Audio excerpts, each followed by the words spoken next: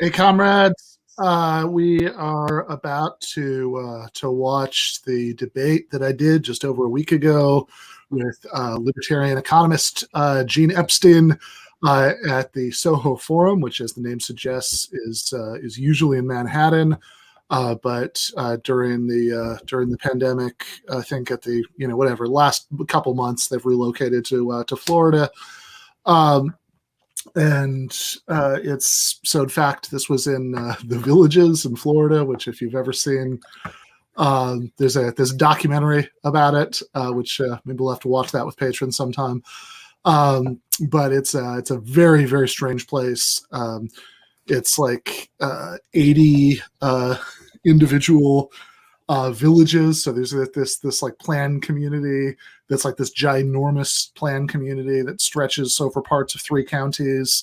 And you have to be, I think, over 55 to like have a house there. And each of the 80 villages are like gated communities. And it was like 70 or 80% for Trump in the last election. And the other thing, to give you a flavor of what this is like, is that they had like a ridiculous portion of the people who live in villages seem to primarily get around not in cars but in golf carts. So I definitely saw more golf carts this weekend before last when I was there for this debate than I had in the previous 41 years of my life. So that was fairly surreal. And of course, this was Soho Forum is a libertarian thing. They have, their Gene Epstein is normally the moderator of it. This time, of course, there was a guest moderator because he's one of the debaters, which he does sometimes. He also debated Richard Wolff at the Soho Forum a little over a year ago, and Bhaskar Sankara a couple years ago. So in any case, it definitely was, he definitely had home court advantage, but it was fun, and despite their lunatic economic views, they're friendly and generous hosts. So no complaints in that regard. Did end up spending like 4 days in the car, for the round trip. Drove down from Michigan on Thursday and Friday. I was there on Saturday and Sunday, and then came back on Monday and Tuesday. It was a... That's a long way to drive to the worst place I ever heard of. Every time I hear about it, I think of the Jacobin article they put out last time. That was like sex, drugs, rock and roll, COVID, and the villages. And they had like the big cartoon pictures of like a bunch of old people like running around partying during the pandemic.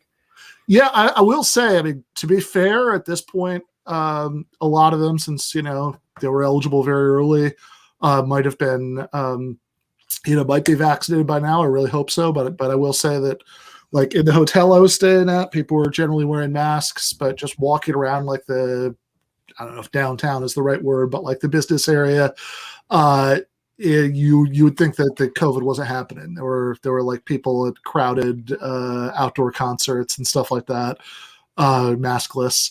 So yeah, that definitely that definitely gives you a flavor. I did not. Our graphic designer Andy was wondering if I jousted in a golf cart post COVID. Maybe I can do that. That's really how you have to decide the whole socialist versus libertarian thing, golf cart Time test it. Yeah. I will say, I think a lot of the people who are actually at the debate, I think there was a pretty big age range. So I think that I'm not sure how many of them actually lived in the villages. I think a lot of people maybe drove in from Orlando, which is pretty, relatively nearby, sort of in the suburbs. Did have one of the few friendly faces in there, since it was, they did like a poll at the beginning and end, which I don't know. I'm not entirely sure I see the point of that, because I don't really believe that anybody changes their mind about this stuff as instantaneously as all that. but judging by that and what I could tell about the audience, I think maybe like, out of the 200 and change people, maybe like, I don't know, 15 were, sympathetic. But one of those guys did come up to me later and say that I think he started out as a libertarian or something. I was a little unclear on that part, but he said that he claimed that reading my stuff in Jacobin had started to move him to the left, and that he's like the vice chair, I think he said, of Orlando DSA now. So definitely don't hate that. But anyway, we are going to watch it, and we're going to talk about the end. This is not going to be like one of those Sunday night debate breakdowns where we're stopping and starting, because if we were doing that, I think we'd be here until midnight, and I really can't be tonight. And in any case, I know a lot of you lovely people, it's the first time you've seen it. So we are pretty much going to watch it through and then do post-game analysis. For that, of course, our loyal producer, Forrest Miller, is going to be there for part of that. And current affairs house economist, economics professor, writer, Rob Larson is going to be here for that. So I know the video description says featuring Ben and crew, because we weren't sure at that point exactly who's going to be here, but I think Rob has been here often enough to count. So thanks, man. I feel like part of the crew. And let me say, I'm excited for this one. This is the first episode I visited where you're one of the contesting parties. So I'm excited to watch this clip with this episode with experienced Gene Epstein and fresh-faced newcomer Ben Burgess. Fair enough. Yeah, I think you probably see, I don't remember exactly what's on the shelf behind me, but probably a few Ian Banks books. Big fan. We should do something about him sometime. Interesting guy, good politics. But in any case, with no further ado, let's watch the video. Let's watch. The resolution is socialism is preferable to capitalism as an economic system that promotes freedom, equality, and prosperity. And with that, could we please welcome to the stage Ben Burgess?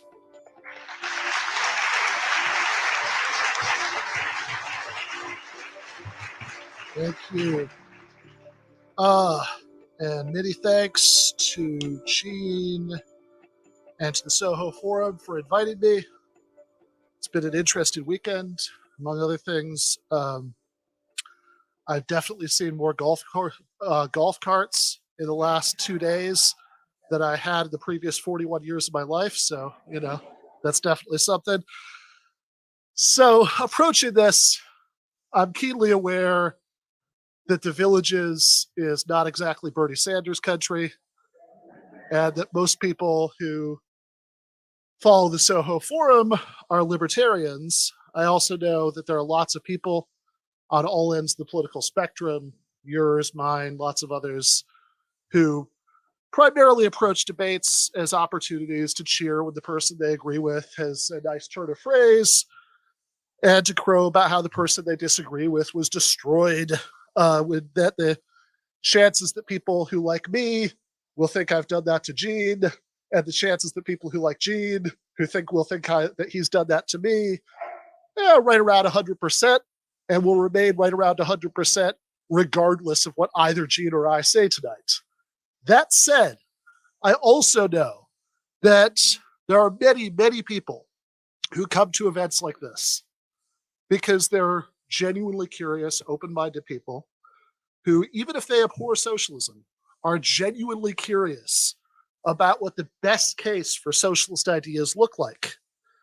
And they're not content to just argue with some cartoon caricature of what socialists think. And in what follows, I'm going to try to talk to those people. I don't want to just talk to the few people here who agree with me, or give my YouTube producer Forrest something to clip later.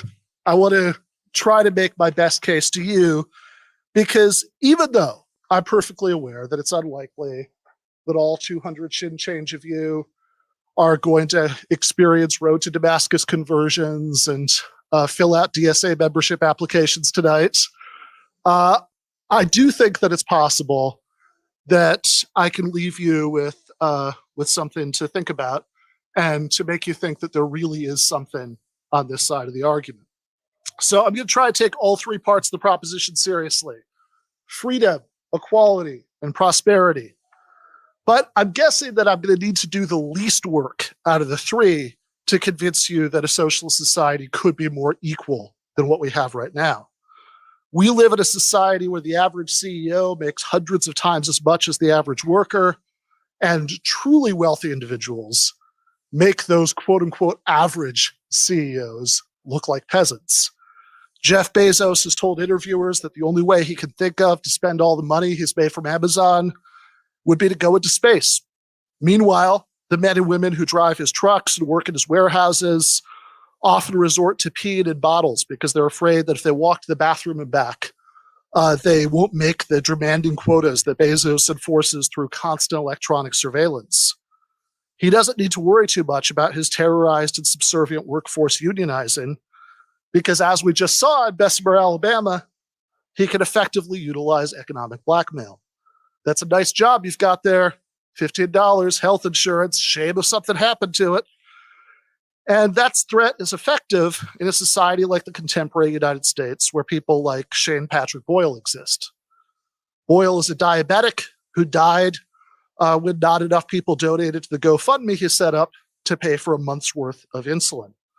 A society where Jeff Bezos and Shane Patrick Boyle both exist is extraordinarily unequal. And I'm sure that even many of the libertarians in this audience would have no trouble believing that a different economic system could be dramatically more egalitarian. Maybe Gene will dispute that last claim, but even if he does, I don't think that's where the real action is going to be this afternoon. The reason I don't think that is that I don't think anti-socialists are usually motivated to oppose socialism because they don't believe a socialist system could be more equal than capitalism. Instead, I think they oppose it because they don't think it would be as prosperous or as free. They think that if the capitalist system involves the unequal distribution of riches, socialism would be in a more equal distribution of crumbs. And they think that we can only get from capitalism to socialism by doing things that violate economic freedom. Those are the main ideas that I'm going to try to push back against this afternoon. First, let's sort out some definitions. Capitalism, at least in the original meaning of that term, is a society divided between a capitalist class that owns the means of production, distribution, exchange, and so on. I'll follow convention in using the abbreviation, the means of production, and a working class with no realistic choice except to rent themselves out to the capitalist class.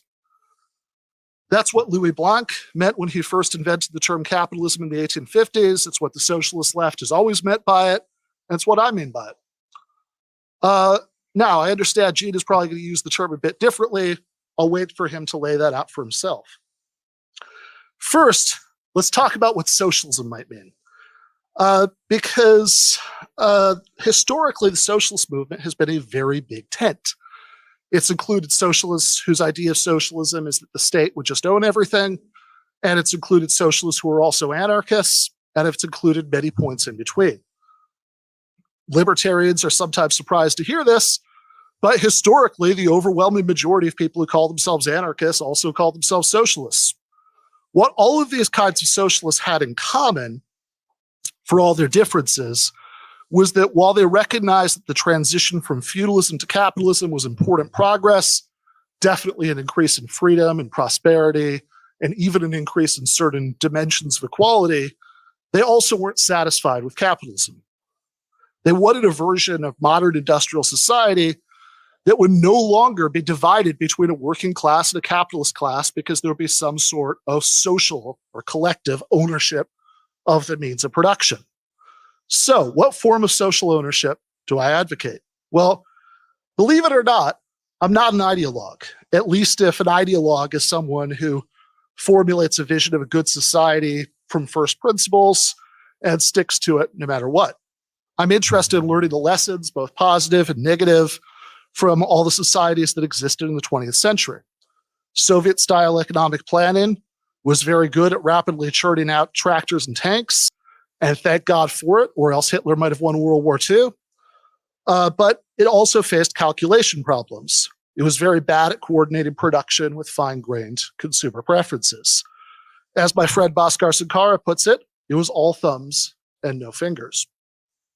And even if we imagine a better version of the Soviet Union, one where that economic model was combined with free speech and real multi-party elections, such that whichever party won a majority in parliament got to appoint the head of the state planning office, Gosplan, that version would be hobbled by many of the same problems. So that's not what I advocate. But libertarians who accurately point out the Soviet Union faced calculation problems tend to try to stretch the point wildly beyond what the empirical evidence really supports and say that the government running any enterprise is going to lead to such problems. The fact is that there are sectors of the economy that Western democracies have quite successfully planned outside of the market. Healthcare is an obvious case. State-run health systems in countries like Canada and the UK aren't perfect. I've got a whole list of ways that they could be improved. But there is a reason that they're so wildly popular that even conservative politicians in those countries have to at least pretend to want to preserve them, or they would never win an election again. Another obvious example is education. Even many charter school enthusiasts will acknowledge that some of the best education results in the world are in Finland, a country where every school is public.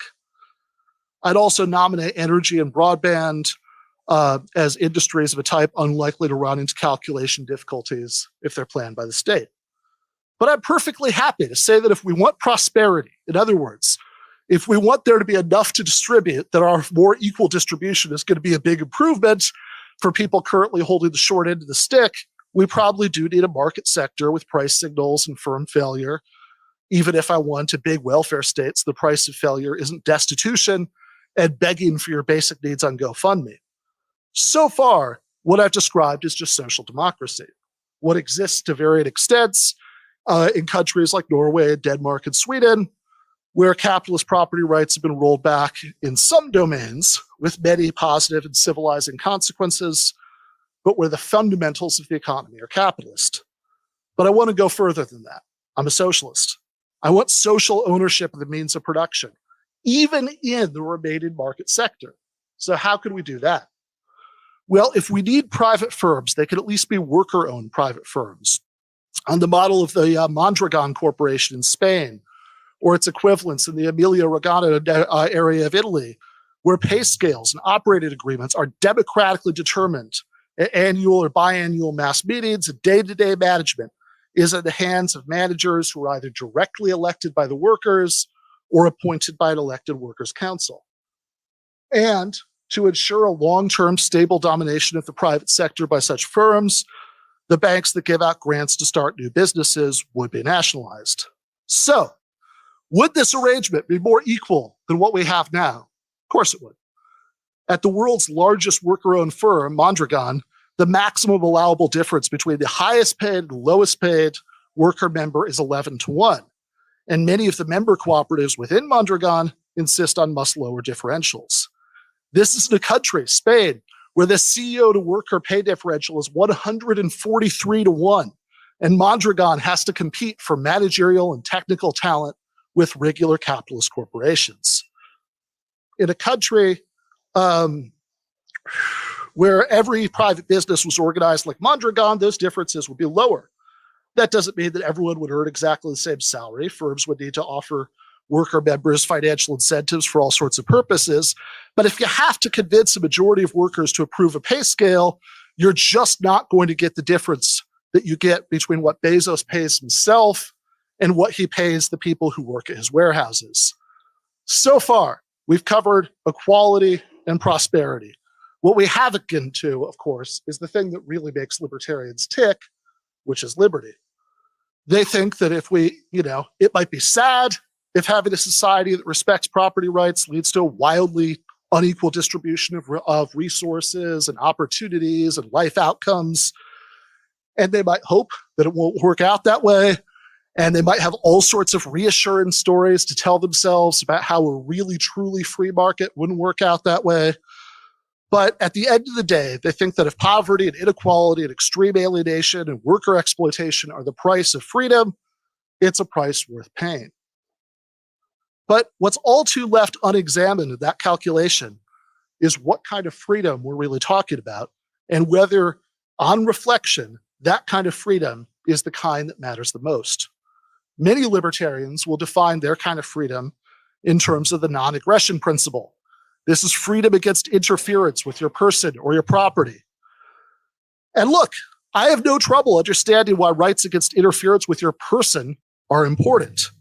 I'm sure I have lots of ground with libertarians in this audience when it comes to the right of consenting adults to pursue whatever sexual or romantic relationships they want without socially conservative interference, to use whatever drugs they want to, and make whatever family planning decisions they want to, without harassment and legal barriers and mandatory ultrasounds. But let's take a much harder look 5 at the minutes, claim. Ben. 5 minutes. 5 minutes, okay. At the claim that it's wrong to aggress not just against your person, but against your property and the means of production. What kind of property is yours? Well, it can't be whatever kind of property you're legally entitled to, because if so, libertarians could have no objection to legally mandated redistribution. You just aren't legally entitled to the property claimed by the IRS. Instead, as Matt Brudig points out, what we're really talking about is the property that you're morally entitled to. And the real issue at stake between libertarians and redistributionists isn't whether it's wrong to interfere with whatever people are morally entitled to keep, a tautology if there ever was one, but which redistribution of resources is morally just. One theory of distributive justice is that everyone is entitled to whatever they can get from market interactions, no matter how unequal the starting places of those interactions. But if you want to convince me of the moral superiority of that theory over theories of distributive justice that emphasize regular human values like fairness and solidarity and giving everyone a way to flourish in life, all I can say is that all of your work is ahead of you.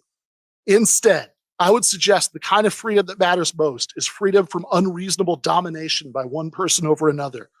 The kind of freedom we should care the most about is our freedom in practice to determine the course of our lives. And it should be obvious that redistributive social democratic programs greatly enhance this kind of freedom. In a society where you can lose your health insurance if you lose your job, you're a bit less likely to get a tattoo or a nose ring your boss doesn't like, or express opinions he doesn't like, or talk back when he asks you to do something you don't want to do. In a society where labor laws favor strong union protections over the property rights of employers, you're a bit more likely to take the risk of getting your picture taken marching down the street in a protest march for a cause that your boss hates. These are important kinds of freedom. Another important kind of freedom emphasized by political theorists going back to ancient Greece is civic freedom, your freedom to help shape the institutions that govern your life. I care about that, and that's one reason I'd rather live in a capitalist democracy like the United States rather than one of the capitalist dictatorships the United States has propped up in Latin America. But I also don't think that a kind of democracy that stops at the door to workplace is good enough. A society where some people have no realistic choice but to accept jobs where they have to pee in bottles to make their quotas, and some people already have private jets and ponder upgrading to spaceships, may be an improvement over slavery and feudalism, but it's not enough. We deserve better.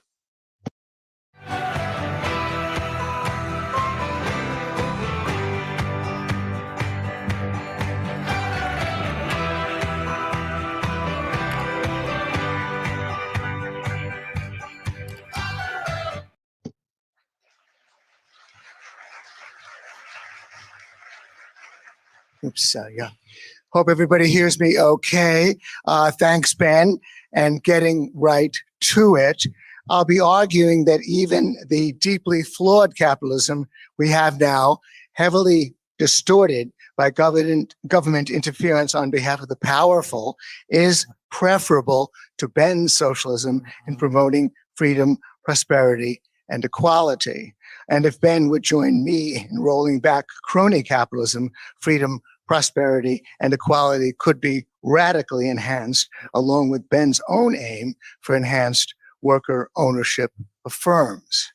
Let's start with emphasizing that private property rights in the means of production under capitalism consists of wide open choices about the way firms are owned and organized. Ben strongly favors worker-owned firms run democratically, and they already exist in the US, as he himself said. Back in the 1980s, the pro-capitalist weekly National Review published an article strongly endorsing worker ownership. I'm quite familiar with that article since it was written by me. When I covered the worker ownership movement in the 1980s, we heard much about the Mondragon Corporation in Spain, an immense worker-owned firm that Ben also celebrates. It was built up by the workers themselves with virtually no government help in a country much poorer than the US. Yet 4 decades later, we see no worker-owned firms on the scale of Mondragon in the US. According to Ben, if you work in a conventionally structured capitalist firm, you are, quote, here I'm quoting him, subject to a totalitarian level of control of your every action, unquote, and in return for your labor, you are paid, quote, poverty wages. Ben has also written that, quote, worker cooperatives do about as well and last about as long as traditional hierarchical firms once they get going, unquote. So if Ben, it must be a huge reservoir of anger about working under totalitarianism for poverty wages. And given the track record of worker-owned firms, you'd expect workers to use their financial power to make Mondragons the dominant mode by now. To clarify what I mean by workers' financial power, let's review a few readily available figures. Ben has mentioned, quote, libertarian economist Gene Epstein as having emphasized that low-income people do control a massive chunk of the wealth of our society when all of their incomes are pooled together, unquote, which Ben goes on to call a true statement on my part. To elaborate on the truth that he graciously acknowledges, consider that the bottom half of the population accounts for 1/3 of all consumer spending and the bottom 90% for nearly 4/5. Since I assume that Ben would agree that the fat cat capitalists belong in the top 10%, that means the workers in the lower 90% collectively control nearly 4/5 of the consumer dollar. Now take wealth, which is defined as assets minus liabilities. According to the Federal Reserve data, the lower 90% holds 37 trillion in wealth, including trillions in stocks and bonds, and more than 8 trillion in real estate that could be converted to cash via second mortgages. This financial firepower could establish Mondragons nationwide through any number of strategies. Take the classic capitalist tactic, the consumer boycott. The profit margin of non-financial corporations has been ranging from 13% to 17%. Again, the lower 90% accounts for nearly 80% of all consumption. Now say we target certain firms with a sustained consumer boycott that denies these firms 20% of the normal revenue. So if you do the math, the boycott would then turn their profits into chronic losses, driving them into bankruptcy and making it possible for workers to buy them up for pennies on the dollar. The funds for acquisition could come from part of the trillions the lower 90% already hold, or perhaps from the more than $1 trillion held by labor union pension funds, or the tens of trillions held by labor unions worldwide. These are all conventional capitalist maneuvers, totally acceptable under capitalism. Ben has actually recognized that boycotts can be effective in achieving their goals, but he fails to see the role of boycotts in achieving his own goals. He writes, quote, that geographically diffuse customers, encouraging each other to engage in long-term boycotts of a long list of companies for a long list of reasons, detached from any realistic strategy or even well-defined goals, simply isn't in the same category as those other boycotts, unquote. But for anyone serious like Ben about worker ownership, the strategy would be quite realistic with a single, quite well-defined goal.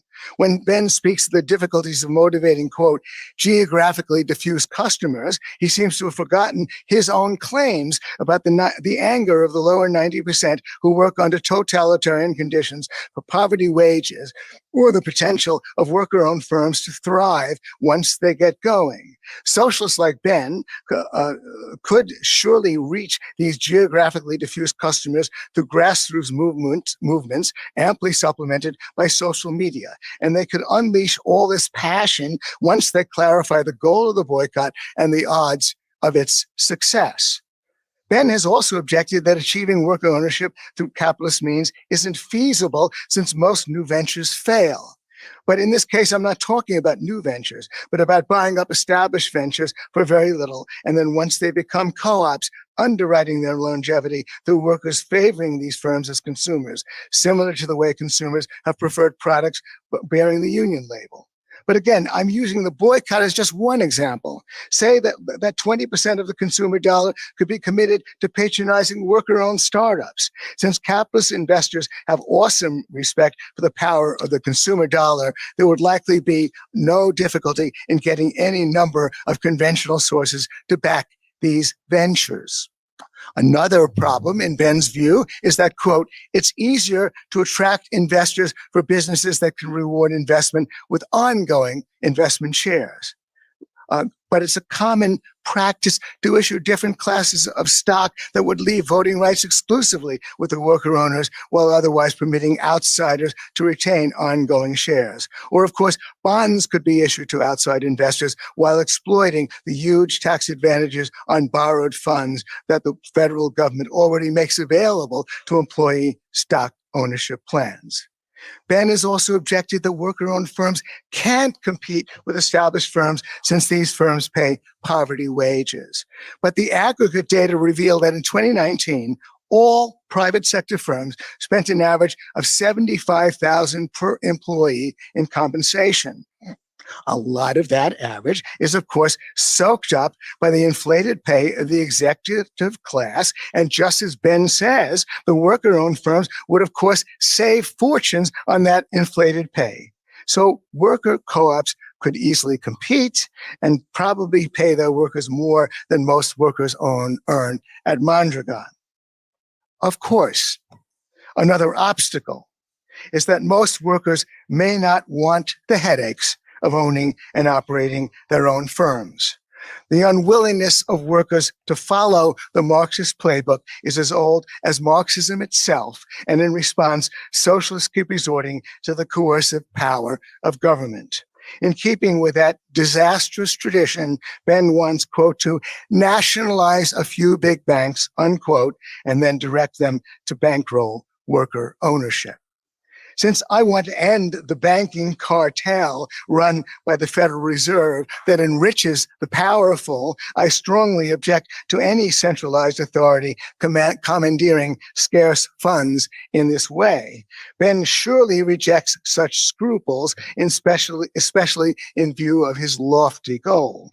But he should still be troubled by the old contradiction of radical change from below being implemented by the iron fist of government from above. He should recognize that any radical change worth having should be actively implemented by the people it's supposed to benefit. He should also see this strategy as the best way to achieve his own goals. Instead of having to convince a majority of the electorate to vote for worker ownership, a massive worker ownership movement could be built from a minority in the capitalist marketplace. And if Ben is right that this is a better way to spend one's working life, the worker-owned sector should soon win over the majority through the force of its example. But Ben might also be plagued by the feeling that he's selling a used car that most workers don't want. A 2016 Pew Research survey of workers reported that half of respondents said they were very satisfied with their jobs, while another 30% reported being somewhat satisfied, which hardly sounds like angry people working for poverty wages under totalitarian conditions.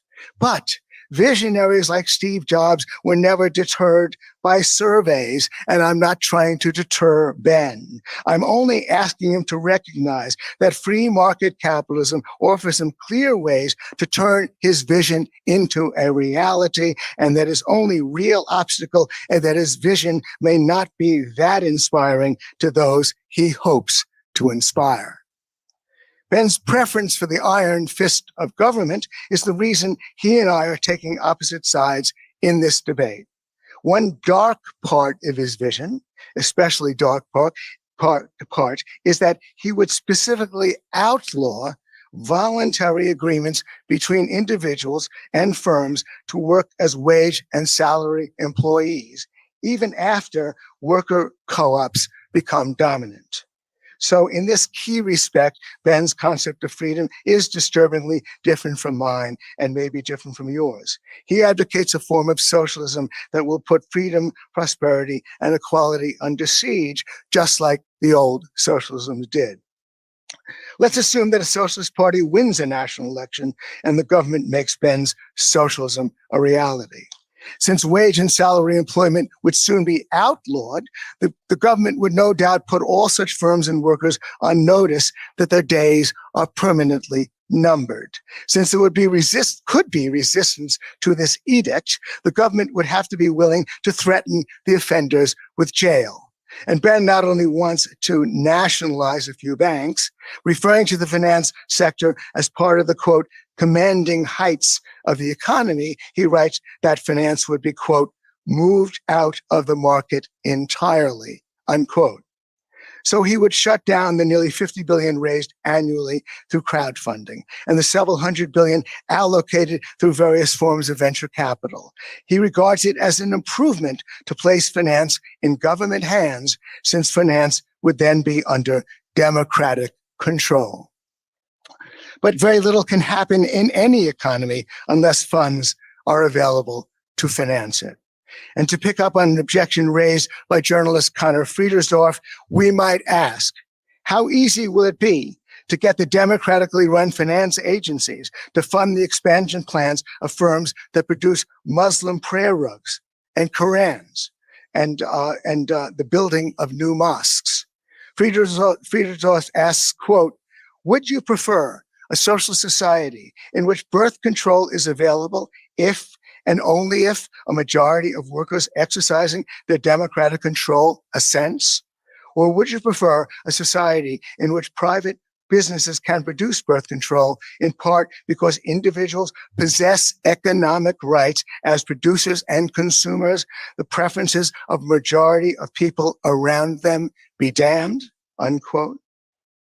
The question applies to the related issue of freedom of speech and press.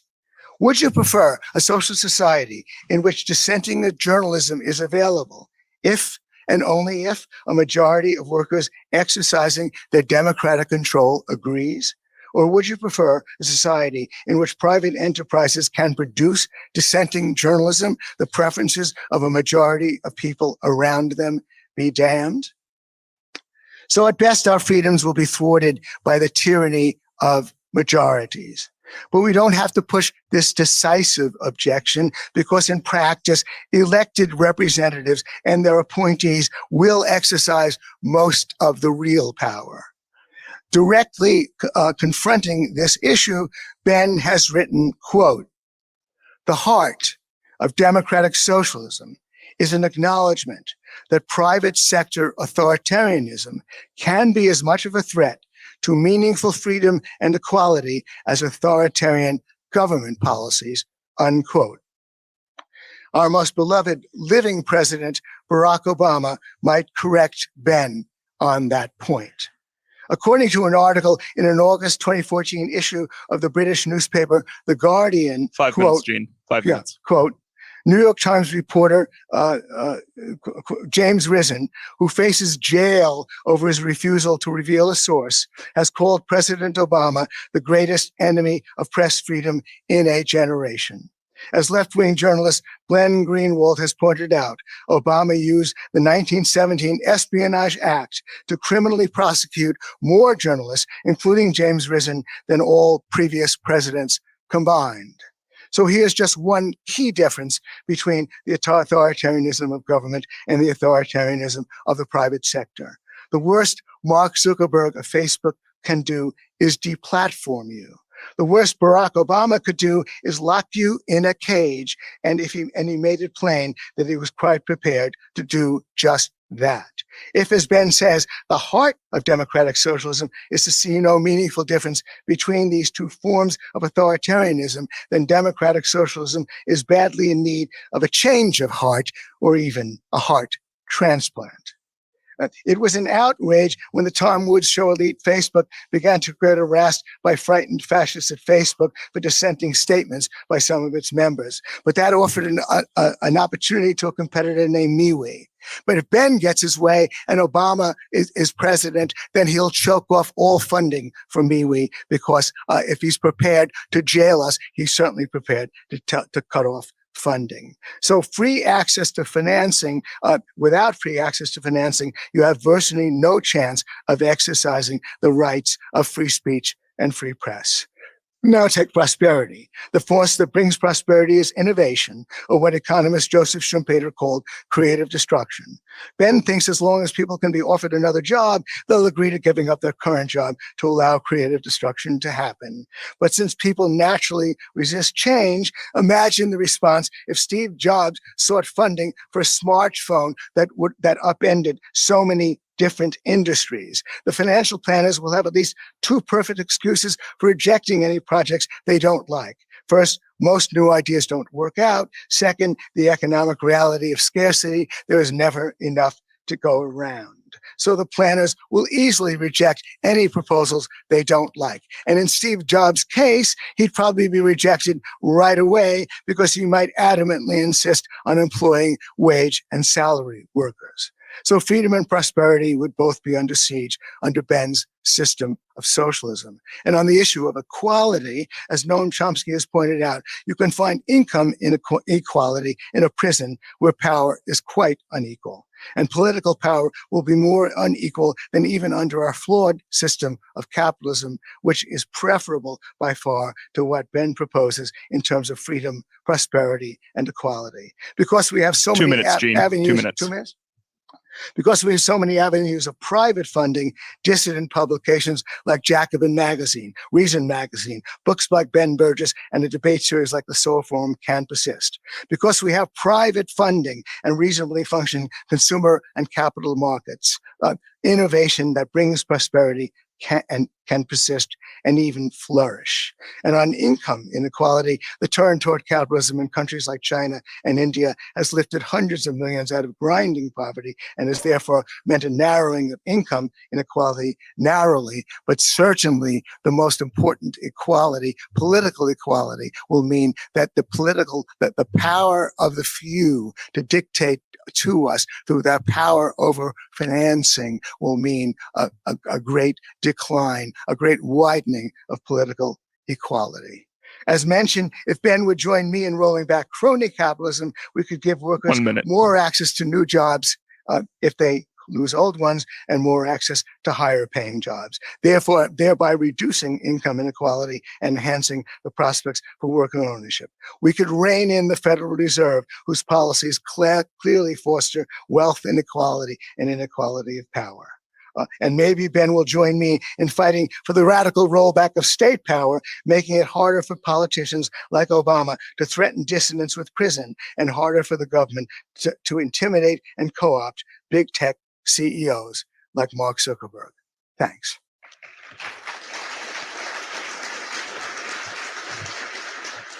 Thank you very much, Gene. Ben, you have 7.5 minutes. All right. Gonna try to be quick because there's a lot there to get to. First point I want to make is that Barack Obama, who's not beloved by me, could prosecute James Risen. The one thing that he would not be able to do is fire random public employees who agreed with James Risen, because public employees have free speech protections in our society that private employees typically do not.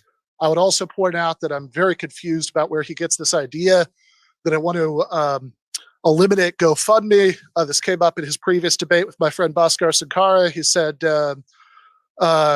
he said somehow when Bhaskar said we want to nationalize banks, he interpreted that as we want to nationalize GoFundMe. And Bhaskar said, when he it finally came up, said, no, I don't want to get rid of GoFundMe. Where are you getting that? And I said the same thing last time I debated Gene on Dave Smith's show. So I'm very confused about where this idea comes from. Okay, what have I said? What I have said is that I want an economic system where the division of society between workers and capitalists has been erased through social ownership of the means of production. I've argued that a grounded and realistic instantiation of this vision might look like an extremely advanced version of social democracy, with the key difference that the remaining market sector would be composed of worker-owned firms. Gene doesn't seem to like the first half of that vision, although he hasn't really told us why not.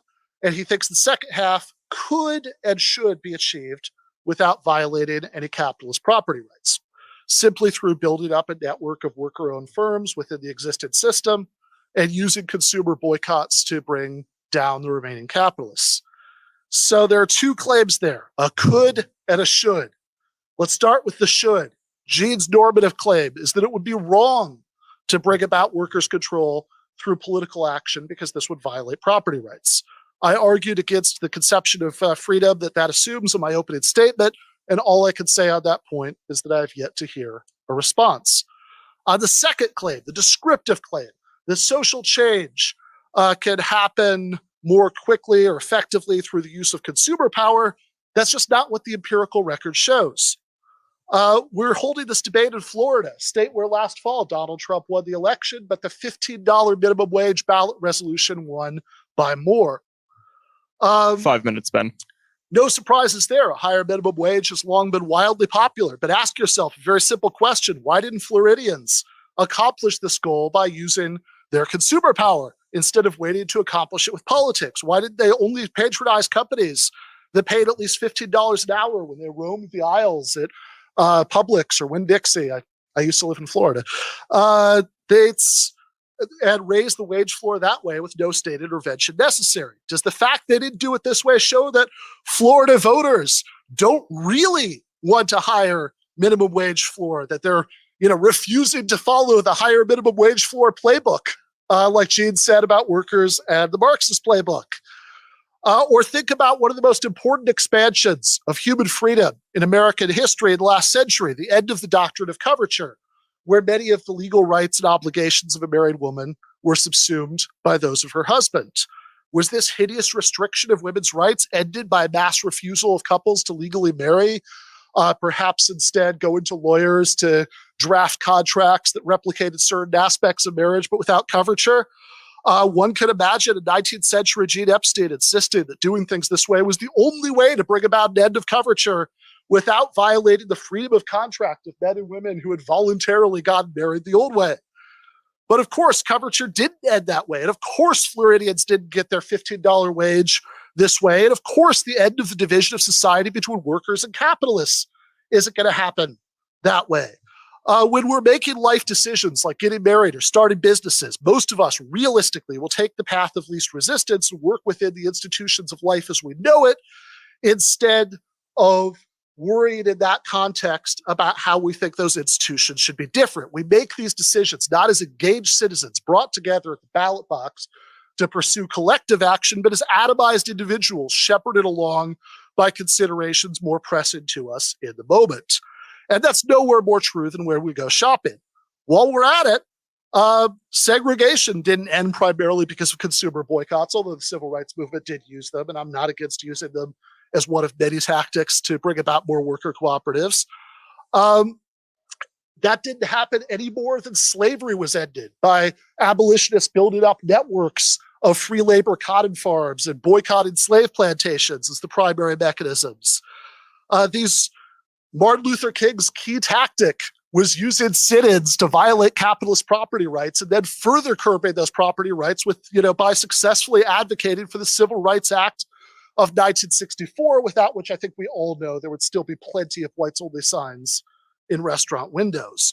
You can object to this, as Rand Paul infamously did, on the grounds that the most important freedom is the freedom of business owners to do whatever they want with their property, but you can't plausibly argue that social change occurs more quickly and effectively when its advocates abstain from political action and only use consumer power.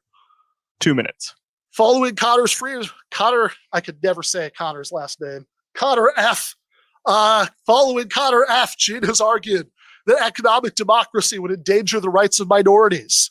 But if he thinks this would happen, not due to worker ownership, which he likes if it comes about the right way, but due to grants from us publicly owned banks as the primary form, not exclusive form, but primary form of financing new cooperatives in my democratic socialist vision, all I can say is that we should be deeply skeptical of that vision. Status zoning boards and liquor boards already exist, but somehow or another, we still have kosher restaurants being routinely approved for liquor licenses in a predominantly Christian society. We still have mosques being routinely approved by zoning boards in a society where Islamophobia is a real problem. And we still have libertarian magazines that advocate the end of all of these things delivered every day by our publicly owned postal service. So this, I don't think, is a compelling worry. I think our real disagreement centers on one issue: whether stamping out the savage and immensely destructive levels of economic inequality that exist in our society and giving working people far more control over their lives on the job is more important than respecting capitalist property rights. I think it is. Thank you very much.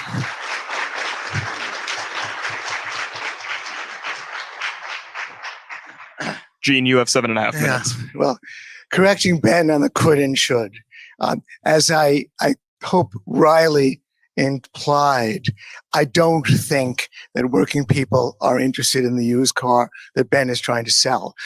He just got through talking about the savage inequality, the suffering of people. And then he's suddenly talking about the atomization of society and how can you reach these people? I mean, again, the problem is that maybe secretly Ben believes his own bluff is being called. The point is that if there is indeed a working class misery nationwide, as Ben likes to allude to, then it's not difficult to tap this energy, to point out the way forward, more or less like Martin Luther King did when he said, let's boycott the buses. And yet Ben seems to veer from being a Marxist firebrand to being a cynic about what is possible in society. But in fact, if you take his Marxist firebrand rhetoric seriously, then these opportunities are staring him in the face.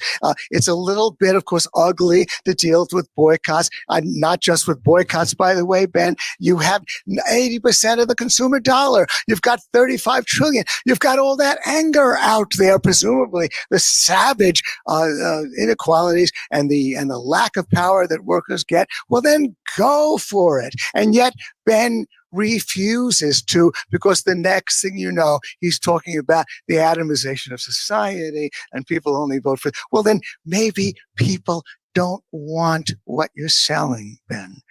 So the real test would be we don't have a Mondragon in the U.S., built in a much poorer country. Try to build it. Roll up your sleeves, get out of try to inspire others. You want to stay in your ivory tower, go ahead. Now, with respect to GoFundMe, I mean, there's this gesture, which is that, you can have a little bit of capitalism, a little bit of independent financing. You just can't have any venture capital firms. And by the way, we're going to keep the Federal Reserve. We're going to keep all the centralization of financial power that Ben and I should both object to. But of course, I guess I could ask Ben a hypothetical. What if GoFundMe is the only way to finance something financially in Ben's society? Then what if it grows to $5 trillion? What if it could become now, because it's under control, because there are so many other ways. But the point is that there's the business of a little bit of capitalism. You play with that. That's good. But, don't let it get too big, because then we socialists will get upset. So we'll let you keep GoFundMe, but we won't let you keep all the other ways in which people get financing and start their own enterprise. With respect to Obama, and I know, and changing the subject with respect to whether people could be protected from the First Amendment or not, that's a separate issue that we might be able to discuss. But again, the act under which Obama was indicting people, you could get imprisoned, and indeed you could get executed. That act had executed the Rosenbergs. So it was just an indication that even a nice politician like Obama is willing to use his power. Give him the power, enhanced power over finance, and he's not going to tolerate any dissent. These are realities that should stare Ben in the face, given what he's proposing. A little bit, I mean, with respect to the atomized individuals and what the other one had to do with my idea that if you leave it to a vote in all cases, by the way, obviously most of us will not have any time in the day to vote on all the enterprises that people want. We'll obviously have to have elected representatives making up their minds about who gets funded and who doesn't. But if we want to accept that fantasy, again, I know Ben is suddenly talking about the real world in which people don't have to take it to a vote. In which you can start a deli, you can do what you want, you can exercise that freedom. But Ben only wants to leave you with a little bit of GoFundMe, although I can guarantee you that if GoFundMe becomes so popular because there are no alternatives that it grows to $5-6 trillion, Ben is going to shut it down. And no, $20 trillion, Ben, at what point are you going to stop it? No, never? Fascinated to hear you tell me what I think. Okay, well, that's wonderful. Okay, then Ben is going to and then I guess let 1,000, but I don't know why he's going to prevent venture capital from happening, because that funds businesses that he doesn't like, because he wants to make it a criminal offense to work for a firm as a wage and salary worker. And so he doesn't want to allow that. So he's going to have a government that is going to be endlessly on the prowl to suppress our misbehavior. And that way lies a dystopia. I don't even know if Ben is going to stick to his plan with respect to not allowing wage and salary labor to happen. I mean, the reason why we might want it, even if Ben's fantasy happens and workers get enthusiastic about his idea, which he, by the way, he's not the least bit in selling them, because you're just a bunch of atomized idiots. On the other hand, of course, you're filled with savage anger. But you're a bunch of atomized idiots, and therefore I don't need to bother with you to advocate what we can do with a consumer dollar and with all the trillions that you're holding. But if I would be perfectly happy to live in that society, if indeed that's what people voluntarily want. That's what they create, just like they created von Dragan. So that's fine. But then I might say, look, a lot of these companies are kind of mismanaged. I've been part of co-op apartment buildings. I've been part of landlord apartment buildings in New York City. Do you know, I actually prefer the landlord apartment buildings because there are people who take over who are nutty, who make crazy decisions, who mismanage. So I might say, I would like to work for that guy as a wage and salary worker. Is that okay? Ben is going to say, no, go to jail, directly to jail. This is not allowed in a socialist society. And so, again, I even think, if I may over-psychologize, that Ben is a little bit fearful about the seductiveness of actually working for a capitalist firm and working under those circumstances. And clearly, he seemingly doesn't trust people to share his anger about all that Gene. Totalitarianism under capitalist firms. Thank you. A different future starts with you. That's why GoDaddy does more than help you find a name. You can create, sell, and get found online so any small business can make a change. We need a new generation of thinking, your way of thinking. Start different at GoDaddy.com.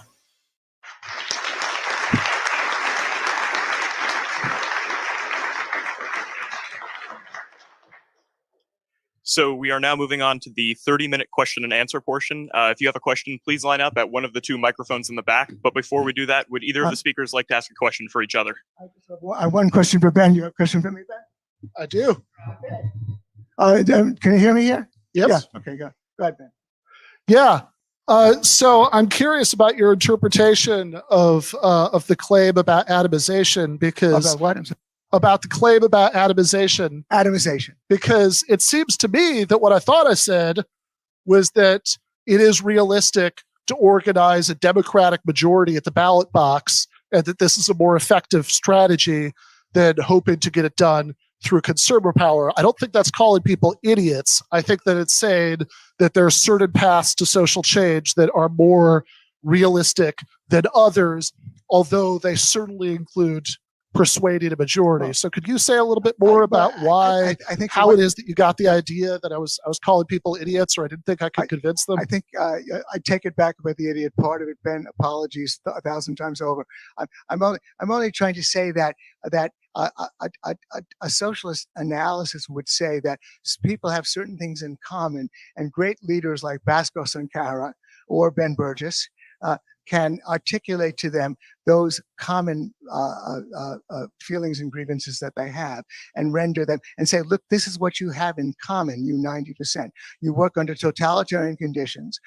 You take orders all the time. You're miserable. It's wretched, just like you said. And therefore, I would think that those people should listen to you if it resonates, if there's validity in what you say. And then the other benefit is that voting for something in a voting booth is very different from actually living it and implementing. That's what we did during the 1960s and 70s. We didn't wait to vote for it, Ben. We voted to live it, to actually embody it. And so, again, that's why I'm suggesting to you, as a good Marxist, as a good socialist, recognize that this atomization doesn't have to last, because according to you, what people have in common is this misery of working under capitalism. So that's a common problem. That's as old, that analysis is as old as Marxism itself. Go for it, and yet you refuse to. And that's my problem with it. You refuse to see that the ways of going about it are staring you in the face if you use the power of the consumer, the power of finance. That's what Martin Luther King did. He organized the people according to grievances. Excuse me? It's not the primary thing that Martin Luther King did. It's a tactic that he used, but it wasn't the primary tactic. It wasn't the most effective tactic. That's in part what Martin Luther King, which you can also do, but you don't seem to want to. And I wonder why. You don't seem to recognize that the atomization can be overcome by simply articulating to these people the common misery that they all suffer from. It's a very Marxist view. May I ask you my question, Ben? I'm curious about this.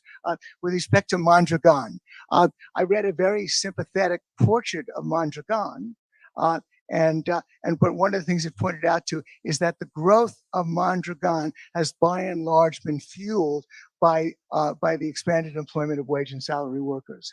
Now, I believe, by the way, I would comment that while I'm all for worker co-ops, one of the contradictions in a worker co-op is that the worker owners are often reluctant to give up their ownership. And now, again, this is what is fueling the expansion of Mondragon, the increased employment of wage and salary workers. You do want to outlaw that in your social society, right? For starters, and on top of that, then doesn't it disturb you that Mondragon is growing based upon that kind of corruption? That's my question. All right. So first of all, just to make sure that we're clear about this for the record, the overwhelming majority of people who work for Mondragon are voting members. That's compatible with saying that recent growth has been of contractors, and of course, we live in a capitalist society. Where that's an option. There's tremendous incentives to take it. It's very unsurprising, but it's still, I think Mondragon remains as a model of a very successful firm where you have democratic worker ownership. Now, on Gene's question about outlawing certain kinds of wage contracts, I think that yes, I'm totally comfortable with that. And it perhaps might be cheating to turn this into a question, but I'd be very curious about his thoughts about labor contracts that we already outlaw in the society that exists right now. I would give the two examples of minimum wage laws and sexual harassment laws that we already outlaw.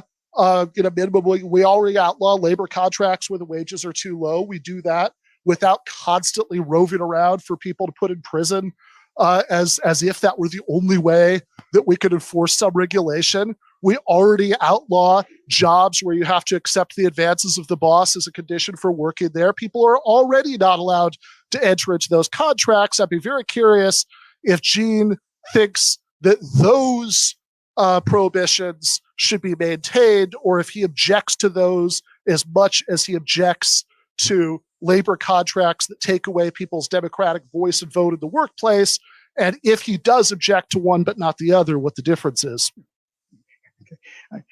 Ben, I guess I have to sort of finesse the issue a little bit, because if we go down the road of the sexual harassment in the workplace and all the rest of it, then I should have invited somebody from the New York Times, not a bona fide, real life socialist such as yourself. I can only say, Ben, that there were over 100 million people, 140 million people in this country who work under totally legal and non-threatened wage and salary agreements. That's what I did most of my life. And so it's quite radical for you, if you take over, to say to these 140 million, your days are permanently numbered. You can persist in this, you're going to go to prison. So I have to finesse the issue by only saying that I did not see anything wrong with the wage and salary agreement that I had, and I don't see anything wrong with 140 million wage and salary agreements that are pretty much set. Certainly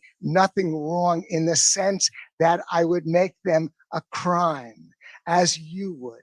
And I believe that you would make them a crime because you're afraid of this creeping capitalism. Indeed, you're, by the way, are perfectly right that if we go in the direction, which I don't anticipate, of worker ownership, and we might get tired of it. We might find that so many firms are mismanaged that wage and salary employment becomes more popular. And that's apparently a real hellish possibility for you, and you want the iron fist of government to prevent it from ever happening. This will cause a lot of resistance, Ben. I myself would be a part of civil disobedience to anybody who would tell me I can't sign on with somebody for the kind of job I had as a wage and salary employee. That is true fascism. So notice that he didn't answer my question. I didn't answer your question about sexual harassment, Ben. It's true. And I didn't answer your question about a minimum wage. I'm only trying to address the larger question, which is that the 140 million people who have wage and salary employment should not be thrown in prison. But notice, first of all, throwing people in prison for accepting such employment is an obvious straw man for reasons I've already pointed out. We already have laws against all these other labor contracts, and we're not going around rampantly putting people in prison for accepting employment under the prohibited conditions. So that's just not right. Clearly, we can enforce regulations without having to throw workers in prison for rushing to accept the prohibited arrangements. And this 140 million people thing is also not a disanalogy between outlawing taking away people's voice and vote at the workplace and outlawing labor contracts where people are paid too little or accept sexual harassment on the job. Before we had minimum wage laws, there were, surely at least 140 million of people, or the equivalent given the population at the time, who were working in workplaces where the lowest paid people could be paid less than that. Before we had sexual harassment laws, there were tens of millions of women working in workplaces with no such prohibitions. Those are just not disanalogies. Of course, all of these things are radical changes at the time that they're proposed. But the question is, do we think that there's any reason why we would need more of a carceral solution rather than simply fines and lighter forms of punishment in the overwhelming majority of cases to enforce this than how we enforce minimum wage laws and sexual harassment laws? And do we have any reason to think that if Gene is right, let's say his prediction is completely correct, that we have democratic socialism, it's a disaster because even though our current empirical evidence suggests otherwise, worker-owned firms are vastly less efficient, etc. Okay, he should have no trouble convincing a majority of his fellow citizens at the ballot box to democratically restore capitalism. I've gotta Why change- isn't he I've gotta confident change- about that? Well, okay. Why doesn't he believe in himself and his ability to spread his libertarian message and win a Democratic majority at the ballot box? I've got to. Okay, I see, Jen. And you would never ever. Let's say you pass the law. I mean, and obviously the analogy is that if you're sexually harassed or you're getting paid a better wage, then you'll be for it. I had a decent wage and salary job. Tens of millions of people do. You're going to tell me I can't do it anymore? Or indeed, not that it's a disaster. May I finish, Ben? Again, you were at it for a while. You're going to tell. I didn't say that it's going to be a disaster. Only that it could be an option. There are decent co-ops in New York City. So many of them are run by lunatics. I would prefer a landlord building. But now Ben says, okay, once again, if you want to avoid prison, then go to the ballot. Ben, again, my question to you is that let's say 30 million firms and 20 million workers refuse the edict and they continue to work as wage and salary workers and they're reasonably happy. How are you going to stop it unless you throw them in prison? The same way we stop people from working for some minimum wage without throwing people in prison. The same way we stop people from working at workplaces where there's sexual harassment without throwing them in prison. The same way that we enforce every other labor law without mass imprisonment. This idea that the only way to enforce an economic regulation is by throwing people in prison left or right. I don't understand where this comes from and how are you going to stop them? What are you stopping them for? You're giving them a democratic voice and vote on the job. If they choose not to participate in management elections, of course, nobody's going to force them any more than people are currently forced to vote in regular November elections. What hardship are you seeing people being given by being given the option of voting in such elections? It's great that you raised that question, Ben. I'm in the co-op. I have the option of voting. I would rather live in a landlord building. The point is that I will have the option of voting. But if somebody advertises, look, I think I can manage a firm better in this industry and give you wage and salary employment, I'll have the right to sign on. The idea that everything has to happen through the ballot box, that everything has to happen by changing a law. And the idea, by the way, in your view, that wage and salary employment, which is immense, totally unprecedented in terms of what you're suggesting in size, and the idea that you would never have to use the force of government, that's a fantasy. But apart from that, again, let me teach you. The point is that you might want to work for a wage and salary employment because others have told you, or it looks as though it's better managed. That's why I'd rather work in the landlord. But just vote, just stay there and vote. No, you're not allowed to work for wage and salary employment. That's forbidden. But vote and do your thing. Well, you may find that you can't even do your job well if it's mismanaged. That's why it's healthy to let 100 flowers bloom. That's not what you want, Ben. And by the way, I don't even know why you're so fearful of it. Why should it not happen? Let's say people want it. Why is it a fear for you? Everything you've said, literally everything, could apply to somebody advocating minimum wage laws in a country where they did not exist. Look at how many people work in workplaces where they have less, they make less than this. How are you going to stop people if they post advertisements for jobs for less than the minimum wage, but somehow we don't have mass imprisonment and the enforcement of minimum wage laws, and yet they are by and large enforced. You believe in strong property rights. 1% of the workforce is in the minimum wage. I'm talking that we have to prison people left and right for squatting, right? You think, though, that somehow or another, those laws are going to be enforced. So I think this is really a false dichotomy. I'm talking about 80 to 90% of the workforce. We don't have economic regulations, and we enforce economic regulations through mass imprisonment. Okay, 80 to 90% of the workforce, Ben, is what you're talking about. Totally unprecedented. And again, you ducked my question. Which question do you think I ducked? What makes you fear people wanting to do it? Well, that's just mind reading. You're claiming to know my motivations, and I obviously don't accept your ability to read my mind and detect fear. Well, obviously, it is a fear. not in terms of emotion. It's obviously a bad thing to happen. It's a bad. What would happen if it did happen? What is What there? happened if what happened? Wage and salary employment, Ben. With wage and salary employment, then what would happen is workplaces where people were denied rights that I think that they should have. So yes, I think that in that sense, if you want to call being against something fear of it, sure, so do I.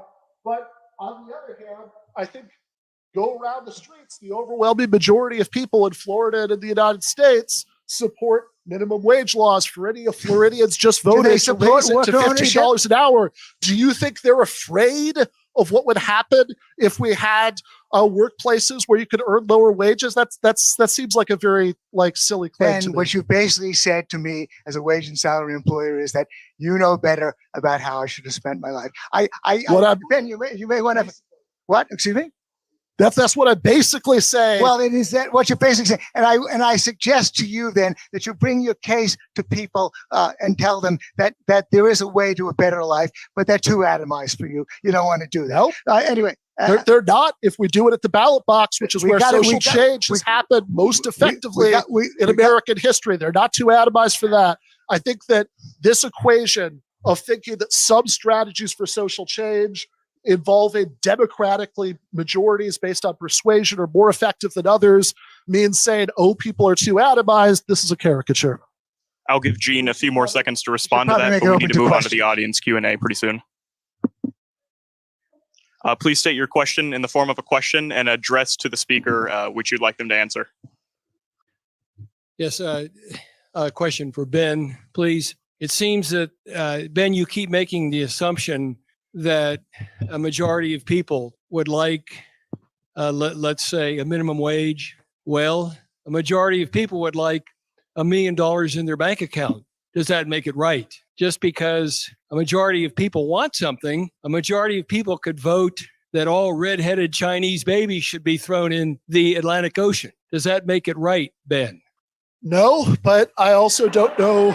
I'm going to take a bold stand here. I'm against throwing the red-headed Chinese babies into the Atlantic Ocean, so which is good. I would hate to let this go by without me saying something controversial. But I'm also not sure where you get the idea that I am saying that. I didn't say at any point in this debate, I have never hinted at thinking that anything a majority of the public supports is therefore morally right. I'm not sure where that comes from. What I have said is in response to Gene saying that I am not confident that I can convince people to want what I want. I've said, yeah, I am confident if we do it in the way that history has taught us that persuasion, building that majority coalition, achieving social change is most promisingly done, which is through democratic mechanisms at the ballot box. Well, let me comment on that again, just briefly. Again, obviously, grassroots movements, people actually implementing change and being part of it. That's a true radical vision. For Ben, the ballot box is very easy. You vote for a particular candidate and 90 different things. People often don't even know what the heck they're voting for at the ballot box. But that indeed, historically, things have happened at the ballot box, and Ben honors that tradition.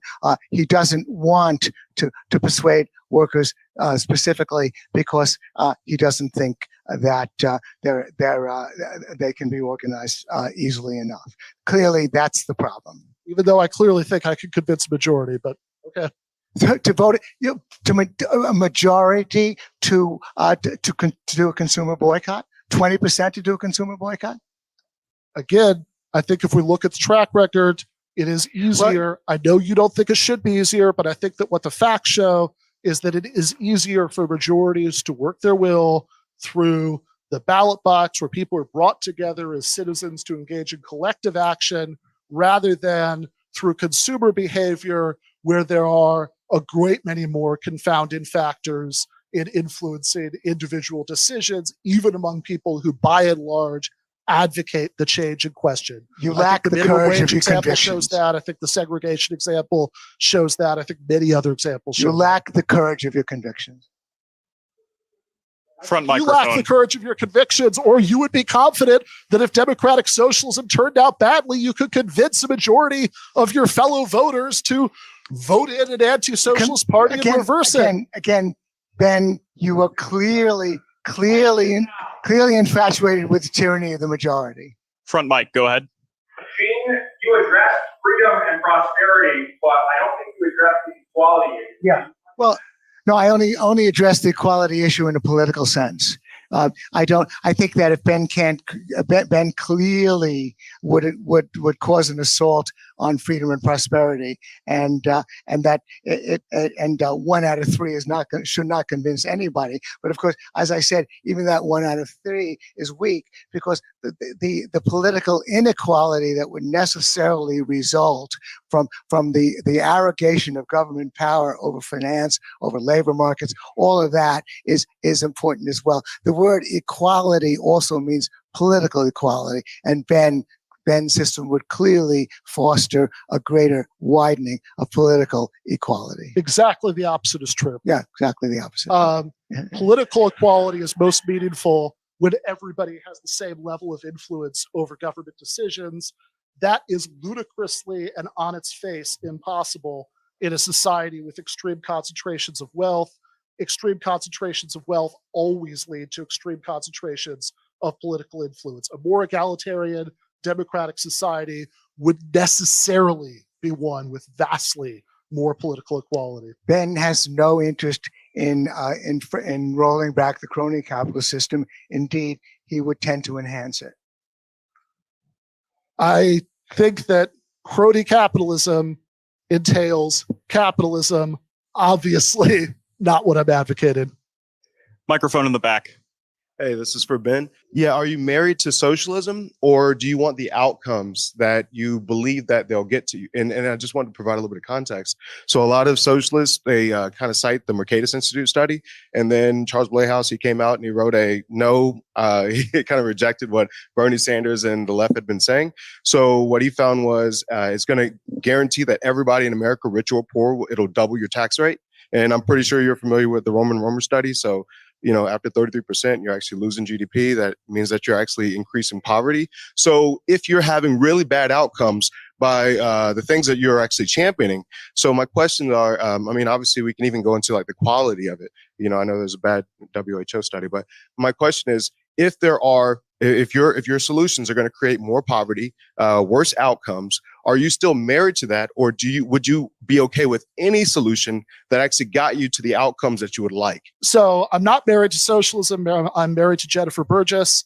Just for the record, she'd be very upset if she watched this later and I didn't say that. But no, I think that I'm not married to socialism, but I do believe, and I think I have a justifiable belief, that socialism is the best way to achieve meaningful political equality, as we just discussed, that socialism is the best way to achieve vastly greater material equality, that socialism is the best way to achieve democracy, and both at the ballot box in a more meaningful way than we have it now, and in the workplace. And so I support socialism. But if it turned out that I was dramatically wrong on all points, then obviously that would change things for me. I'd actually be very curious about Gene's response to a directly parallel question, because whereas I'm sure that he would consider the antecedent as fantastically unlikely, as I would consider the antecedent that capitalism could lead to better outcomes than socialism. But if Gene were convinced that he's just wrong in his empirical predictions, that the sort of socialist system that I advocate, that Bosco advocates, etc., actually would lead to greater outcome, better outcomes, would he support it anyway, or is the bottom line, end of the day, reason that he supports capitalism in principle libertarian considerations about property rights? I guess there are two answers to that question. One of them is, of course, if I'm proved wrong, I guess I'll have to acknowledge that I'm wrong. That should go without saying. I guess I just have to give Ben a slightly old fart answer, as well. You know, I was raised in socialism. I was a part of the Democratic Socialists of America. My teens, I was very active and interested in the worker ownership movement. I saw those people who, unlike Ben, were actually working to build worker ownership, and I recognize that that's the way you build something worth having. I saw the horrors of how government imposed socialism works, whether it comes through the ballot box or not. If it comes through election, it can still be tyranny. So I've been around the block with these things, and again, I can only say that I'm impatient with people who, like Ben, who will tell me, well, consumer boycotts, they historically don't work, but you lack the courage of your convictions. The anger is supposed to be manifest out there. It was supposed to be manifest in the 1980s. We don't see any Mondragons in the US. Maybe this is not something that people go for. And then maybe if you're going to ram it through the ballot box and ram it through government, it's going to end up corrupt like the old socialisms. So that's my problem. My problem with wanting to get Ben to quit with cynical remarks about history has shown that consumer boycotts don't work or consumer actions don't work.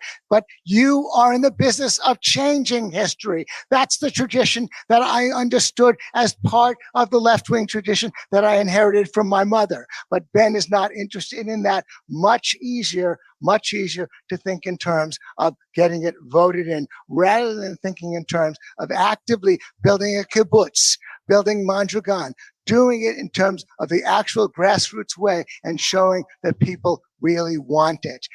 And I was raised in the 60s and 70s. That was the ethos of the time, which Ben has regrettably, tragically repudiated. So I would not recommend getting your impression of what I have or haven't done in my life from what Gene has managed to glean from articles, what sorts of activism I may have been involved in, what I may have done to promote actually existed worker cooperatives like Red Emma's, the bookstore where I always tell people to order my new book, redemmas.org, which is a worker cooperative. I do take his point that Gene is much older than me, and so he can claim to have experience. But I take great comfort for the fact that I have met quite a few socialists Gene's age. Front microphone. For 50 years, we have watched the geometric rise in public employee unions, state, local, federal, most of which the employees have little or no choice whether to belong or not. Changing a little bit in education, but it's basically the union shops, and a lot of the people are getting to the point where they're not real happy with this in terms of their compensation and the way they're treated. Since World War II, the private enterprise companies, the unions have gone from approximately 40% down to now where it's 7%, because they have a democratic system. They backed away from unionization. Can you explain that? Yeah, I can explain it, although I think that part of that explanation is that you're as wrong could be about the chain of cause and effect. So it's true that unionization is at an all-time low due to the success of union-busted efforts, oftentimes involving economic blackmail. If you form a union, we'll shut down the plant, like the threats that were just used so effectively in Bessemer, Alabama, often involving actually shutting down and outsourcing plants where employers could not, in fact, persuade people not to unionize, often involving every dirty trick in the book, much including the crony capitalism that Gene so deplores.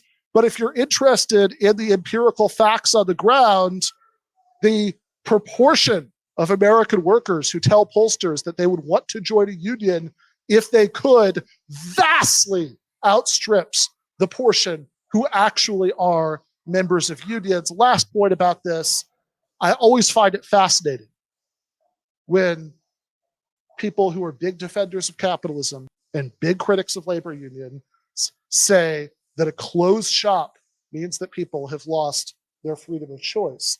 The reason I find this fascinating is because in just this one instance, those people are rejecting their theory of what freedom is. That freedom is all about property rights. Freedom is all about freedom of contracts. That it's, you're not being forced to do something if you choose to accept a job where it's a condition. And just in this one case, they're temporarily adopting my theory of freedom, by which if you're told that you can only get this job if you accept this condition, that's coercion. That's unfreedom. And I would say you can't have it both ways. Either people are, as Gene says, there's 140 million people working as wage laborers. Either they are freely accepting that, or it's not the case, right? That either that they're accepting that employment contract means they're freely accepting whatever the conditions are of the employment contract when those conditions are giving up their power over their workplace, or people are not being free when they voluntarily accept a job at a closed shop and the condition is joining a union or at least paying an agency fee. But I have never understood how you can have it both ways. Notice, just a brief comment, notice that even though Ben would want a society in which worker ownership and control is an option, he still wouldn't trust people to voluntarily go for wage and salary employment. Second, again, every time I hear Ben talk about what workers want, they want unions, they want this, I always, or indeed Ben talk about how he worked for this worker-owned enterprise, I always want to say, well then, go for it. The anger is out there. I'd be happy to consult. All you need, you've got 80% of the consumer dollar. You've got the power. The anger about totalitarian conditions is endemic. Look at Mondragon. How difficult could it be to do that? Indeed, all Ben then tells me is, well, history shows, well, consumer boycotts don't work. Well, that's an uninspiring example. Yes, it's much more inspiring to talk about what history shows does work. Well, including it history should, as recently it should as Florida last November. Ben, I don't think you've allowed me to finish. What should be inspiring is for you to talk about the totalitarian conditions that workers are slaving under, the brutality, all of the rhetoric that you like to use. Then you would be addressing that 90% and they would be inspired by your word. I've got a way out. Consumer boycotts, we've got 30 trillion. That's the way out. That's the way to address them. That would be inspiring if you have the courage of your conventions. Gene, Ben, if you would like to respond to this, please do so in the summation. We need to get some more questions in the back. Yes. Yeah. So, Ben, you were really offended by income inequality, right? So I want to touch specifically on that. So if we did what Gene said and rolled back crony capitalism and really had a true clean capitalism where, the intersubjective wants of consumers are honored much more, and we had a radical increase in standards of living because of this, but still had income inequality, does that really matter? Is it just not envy at that point? I'm sorry, can you repeat the last part of the question? Yeah, so if we had much higher prosperity with clean capitalism, but still had income inequality, does it really matter at that point? Why would you still be offended by it? I got you. Thank you. So yes, I think that first of all, of course, it goes without saying that I don't accept the hypothetical that truly clean capitalism would result in this greater prosperity. In fact, I think in the real life, in numerous ways, every successful market that's ever existed has been propped up by numerous forms of state intervention. That without state-backed currency, without limited liability corporations, without intellectual property protections, all sorts of things that many libertarians object to, I think it's very unlikely that we would have a form of capitalism that was even close to the level of prosperity that we had right now. But even if I did accept the premise, right? So it's an interesting thought experiment.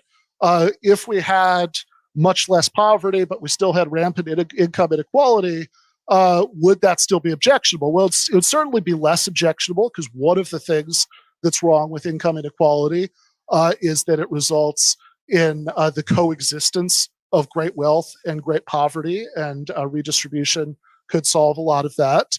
But that's not the only thing that's wrong with income inequality. Another thing that's wrong with income inequality is that it makes political equality ludicrously impossible, because concentrations of wealth in every country that's ever existed always lead to concentrations of political power. Sometimes Americans believe we can campaign finance and reform our way out of it. Not going to happen. Concentrated wealth always leads to concentrated political influence. Another thing that's wrong with economic inequality is that it gives some people much more power over others in workplaces. So yes, I have to say, I find extremely unlikely hypothetical that you just gave me, then I would think that would remove one of my objections to income inequality, at least income inequality as extreme as we have. It certainly wouldn't reject. It certainly would remove all of them. And I am very, very curious about how far Gene would actually want to go in removing the state from the economy, and whether he really believes that really removing the state from the economy so we can have some libertarian vision of clean capitalism is going to lead to more prosperity, as opposed to realistically quite a bit less. Wow. Okay. Well, thank you for the question, Ben. Briefly, again, I don't know. I didn't invite Paul Krugman. I invited you. With respect to that question, it's a big topic. Obviously, I do believe that under crony capitalism, the rich and powerful are supported. You even seem to believe in regulatory capture. You suggested that clearly, if we weaken the state, if we go back to something like the vision of the founding fathers, we'd have much greater justice in this society, because the state is used to protect the powerful. That's the basic nature of the state. You pass laws, you pass regulation, the powerful and the moneyed interest get interested. That, to my mind, is just sort of basic political economy. The only thing I would say, however, in terms of actually relating to the larger question, is that what Ben wants to do is foster a dystopia of greater government power by giving government power basically over all financing, all major allocation of labor, and it would not be even if it is the fantasy of democracy. Clearly, Ben seems to not understand the difference between freedom and democracy. If 51% of the people vote on something that's absolutely anathema, I could make something up, then clearly that's not freedom. If 51% of the people vote to crush the freedom of the other 14%, 49%, that's not freedom. And I guess fundamentally, that's where he and I are part company. Although I do say that it's a fantasy for him to think that there will be enough hours in the day for any of us to know what's going on with all of the government agencies that are deciding on where the money goes. We can rest assured that the Obamas of this world will make sure that the money does not go to any dissenters whom they don't like. And so, again, he's going to create a society that will take us in all in exactly the opposite direction. I've said, for the sake of the discussion, I'll defend our crony capitalist system, however corrupt it is, against what he's proposing, because clearly what he's proposing would put freedom under siege. Microphone in the front, please. Ben, you can address that in the summation. My question for Ben. First of all, major props for coming from the ground that probably the majority would disagree with you. I have to give you credit for that. I want to know what you would define as the means of production, because I am not part of the capitalist class as I think you would define it, and I don't think anybody else in this room is. But we all own things that I would consider to be the means of production, such as our computers, our instruments, our microphones, our phones. And I never really got a clear answer on what exactly the means of production is. So if you could answer that question for me, please. Yeah, means of production, and remember that's an abbreviation. Since we're obviously also interested in distribution, exchange, and so on, is a term that refers to things like factories, farms, grocery stores, workplaces, right? It refers to workplaces. Now, of course, socialists have always thought, going back to Karl Marx and Frederick Engels in 1848, writing before the term capitalism was even been formulated by Louis Blanc, that personal property is something that people have real rights to. That property that's primarily for personal use is something that should be relatively sacrosanct. We can come up with exceptions, philosopher kind of edge cases, but more or less. Now, is there going to be a blurry line between personal property and property in what would usually be considered the means of production? Are there going to be gray areas? Yeah, of course there are. But we don't want to make the mistaken logical leap from the existence of gray areas between categories to the conclusion that the distinction between the categories doesn't exist or isn't important. You could start out with the gentleman there a few rows up, his head, I'd say, okay, he's bald. We add a hair to his head. Yeah, he's still bald. We add a hair to his head. He's still bald.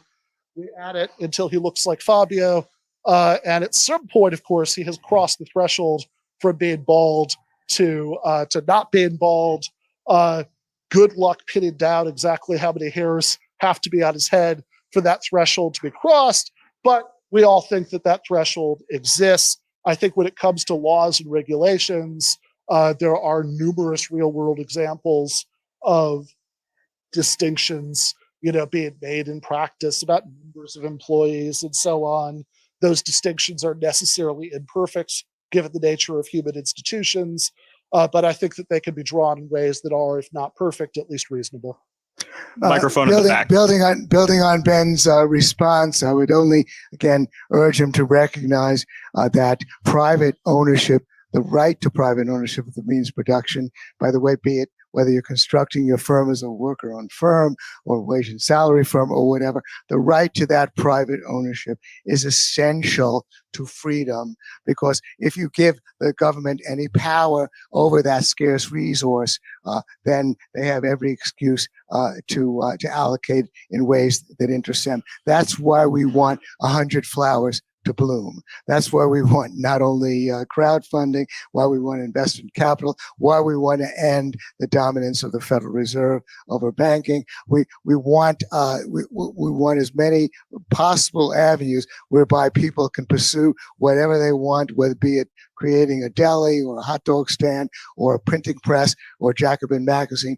That's essentially the importance of free market capitalism, because capital is a scarce resource. And if you give the government the power to allocate that scarce resource, then that way lies totalitarianism. Microphone in the back. All right, this is for Ben. I feel I have a pretty good example with me. I have a small business. I breed cats. But me and my wife have been doing it for a long time. It's not a job that we make a ton of money at, but let's say, for example, my neighbor decided he has a few extra hours in his day. One of the major parts of my job is to spend 2 to 3 hours a day cleaning the cat room, because it's important to make sure they have a clean environment. Let's say they decide to do it. I don't make enough money to be able to pay them above minimum wage. And also in your, I mean, not to assume entirely, what I would assume you're in your society that wage and salary wouldn't be amenable. There'd be some rules around it. Let's say just between us, we make some sort of agreement. What should happen to me? What would actually happen to you if you decided to make an agreement where you're paid less than the minimum wage, or where you violated numerous other labor laws? What should happen to you if you're a libertarian who believes very strongly in property rights? If you own a vacant building and people squatted it, right? What should happen to them? I think in all of these cases, we could recognize that there are ways of enforcing laws that don't involve massive, rampant imprisonment. I think that focus, that we could have very lenient enforcement. We could have fines. We could focus on restorative justice. And I think that's what you would say about enforcing the laws that you like, as somebody who believes in, very strongly in property rights. So, for example, wants to use the power of the law to stop those squatters. I think that that's what I would say about enforcing, laws mandating worker ownership. And I think that's what everybody would say about, not everybody, there are extreme libertarians, but everybody else would say about minimum wage laws, sexual harassment laws, and every other labor regulation. Microphone in the front. Not to hog the mic, if you don't mind. What if I decide not to pay those fines? What would happen? I'm sorry. What if I decided not to pay those fines? What would you think should happen? Yeah. And again, what if those squatters don't pay those fines, right? What if people who violate any number of laws that you advocate don't pay those fines? Of course, if we live in a society that still has imprisonment as a punishment of last resort, you can come up with scenarios whereby somebody would eventually be imprisoned after every other avenue has run out because they were squatted, because they didn't use their turn signal and they refused to pay the fine for getting pulled over for not using their turn signal, etc. So all of these, anytime you have a law, sure, you can come up with scenarios where that last resort is used. But I think if we're going to be realistic about it, the vast majority of the time, all of these laws are enforced without that. And this objection cuts both ways, to the laws you want to protect your property rights, to the laws that I want to enforce fairness and democracy in the workplace. I think Ben, again, when he talks about outlawing wage and salary employment, does not appreciate the quantitative magnitude of what he's proposing. 140 million workers, tens and tens of thousands of firms. With respect to sexual harassment and minimum wage laws, it's numerically quite minor and very different. It's numerically quite minor because we have those laws. It wasn't numerically quite minor before those laws were give him a chance to respond. You're not allowing me to finish. He doesn't appreciate the potential for the vast amount of anger that he would be engendering by imposing that kind of draconian requirement that people can't get a decent wage and salary job because he doesn't think that this is the sort of thing that they should do with their lives. That kind of arrogant attitude toward the way people should live their lives could engender anger on the part of the 140 million people who do it all the time. So he's really playing with fire when he proposes that. And his analogies don't hold up. He likes history. Historically, those analogies are minor compared to what he wants to take on in terms of the law. There might be disanalogies. We certainly haven't heard them yet, despite repeated challenges. And the draconian thing being imposed on those workers is that they are allowed, if they choose, to participate in elections at the workplace. That's it. If Gene thinks that most people hate being permitted to vote if they want to so much that there would be somehow, even though this was passed democratically, there would be mass resistance to this. I have not yet tonight heard a reason to take that seriously. Gene, please respond to this in the summation. I can vote in my co-op. I don't want to live there. Hold on, Gene. I thought you were just told it. Excuse me? Respond to this in the summation. I'm sorry, what? Respond to this in the summation. We'll have one more question. Okay. Microphone in the front, please. The question is for Ben.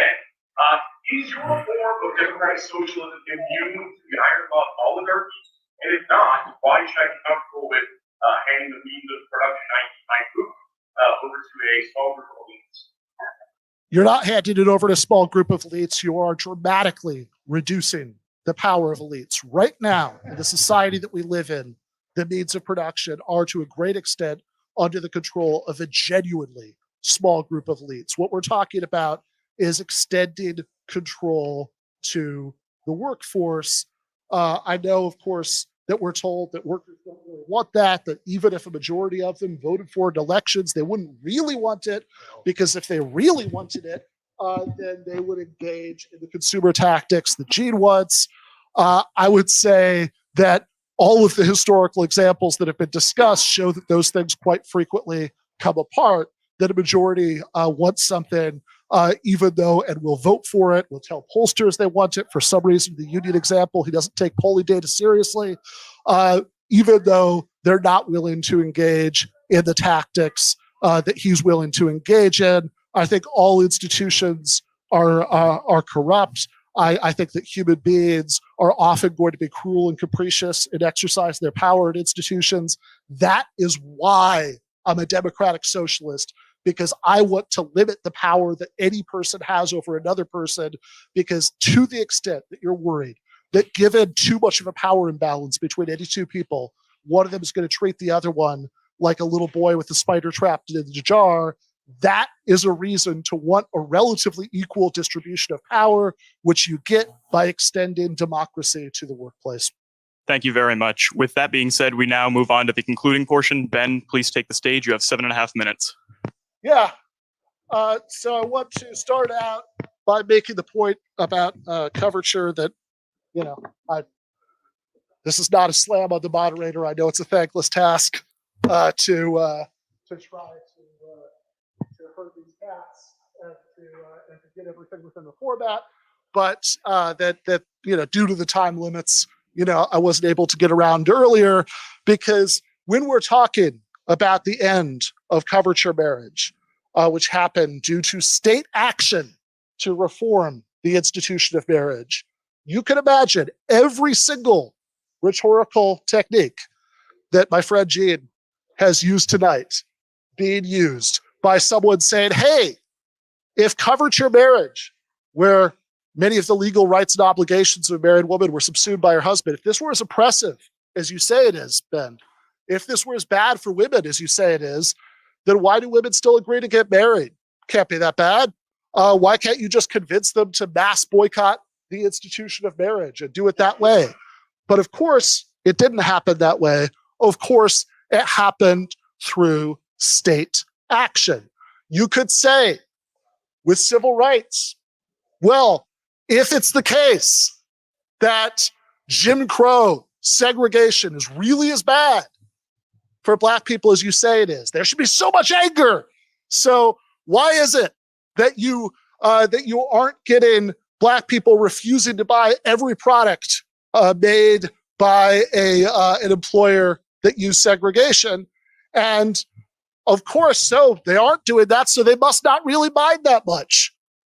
Of course, most people in most circumstances who are in miserable conditions accept those conditions most of the time. They can be persuaded democratically to enact democratic change. And the fact that that is a more realistic route for making that happen, to me, is not cynical. Gene will refer to any empirical observation that he dislikes as being cynical. To me, it's not cynical. It's incredibly inspiring, because what it allows us to do is to focus on what has been shown time and time again to be effective, and to focus on using those more effective tactics. That's a good thing. Now, I want to go back to the 5 minutes, Ben. Of that we started out with, right? So I want to think about the proposition, and I want you to think about whether anything that Gene has said tonight has actually undermined the case for that proposition. Because there are three elements: freedom, equality, and prosperity. On one of them, equality, we heard a concession. Sure, it would be more equal, but 1 out of 3 shouldn't be enough. There are still the other 2.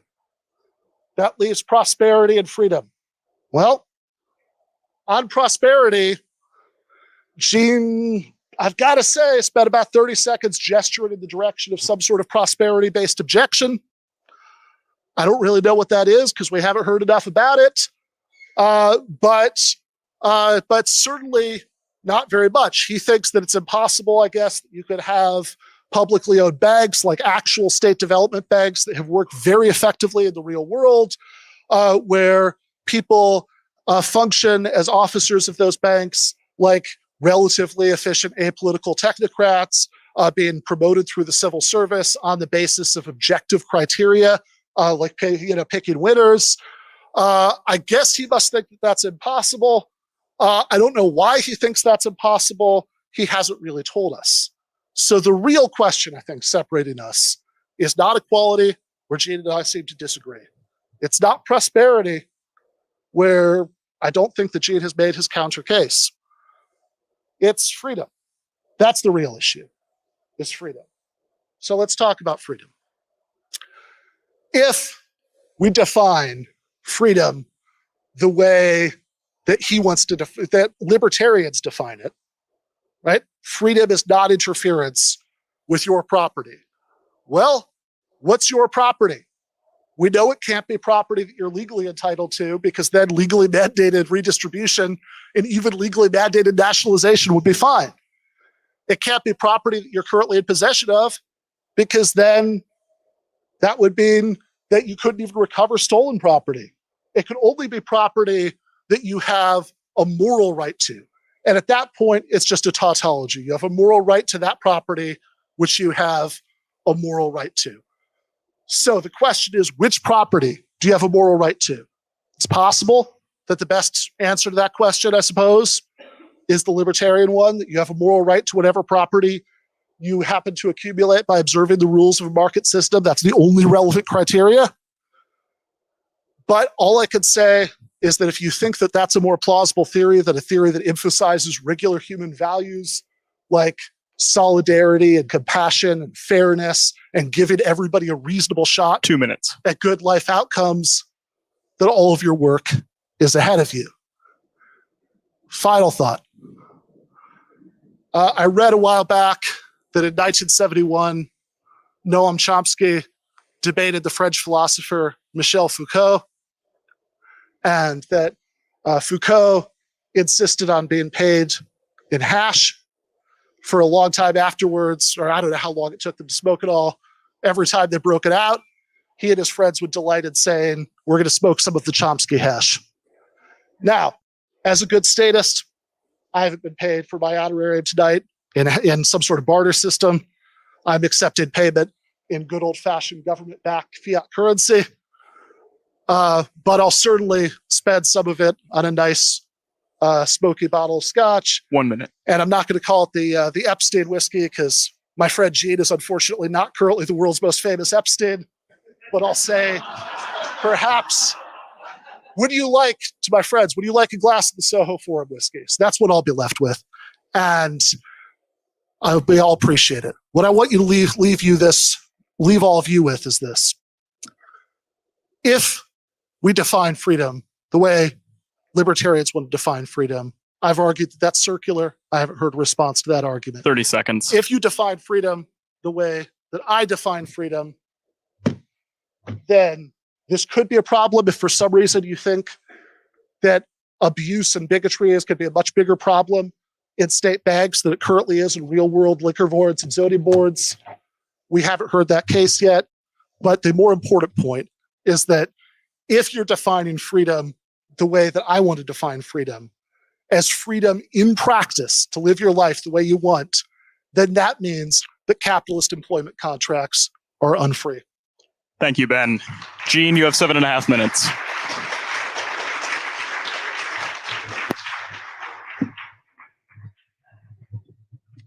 Well, I mean, in terms of the actual implementation of his plans, perhaps the most telling contradiction that Ben lives with is that he's a big advocate of Mondragon, and yet Mondragon was created by the workers themselves without any government help.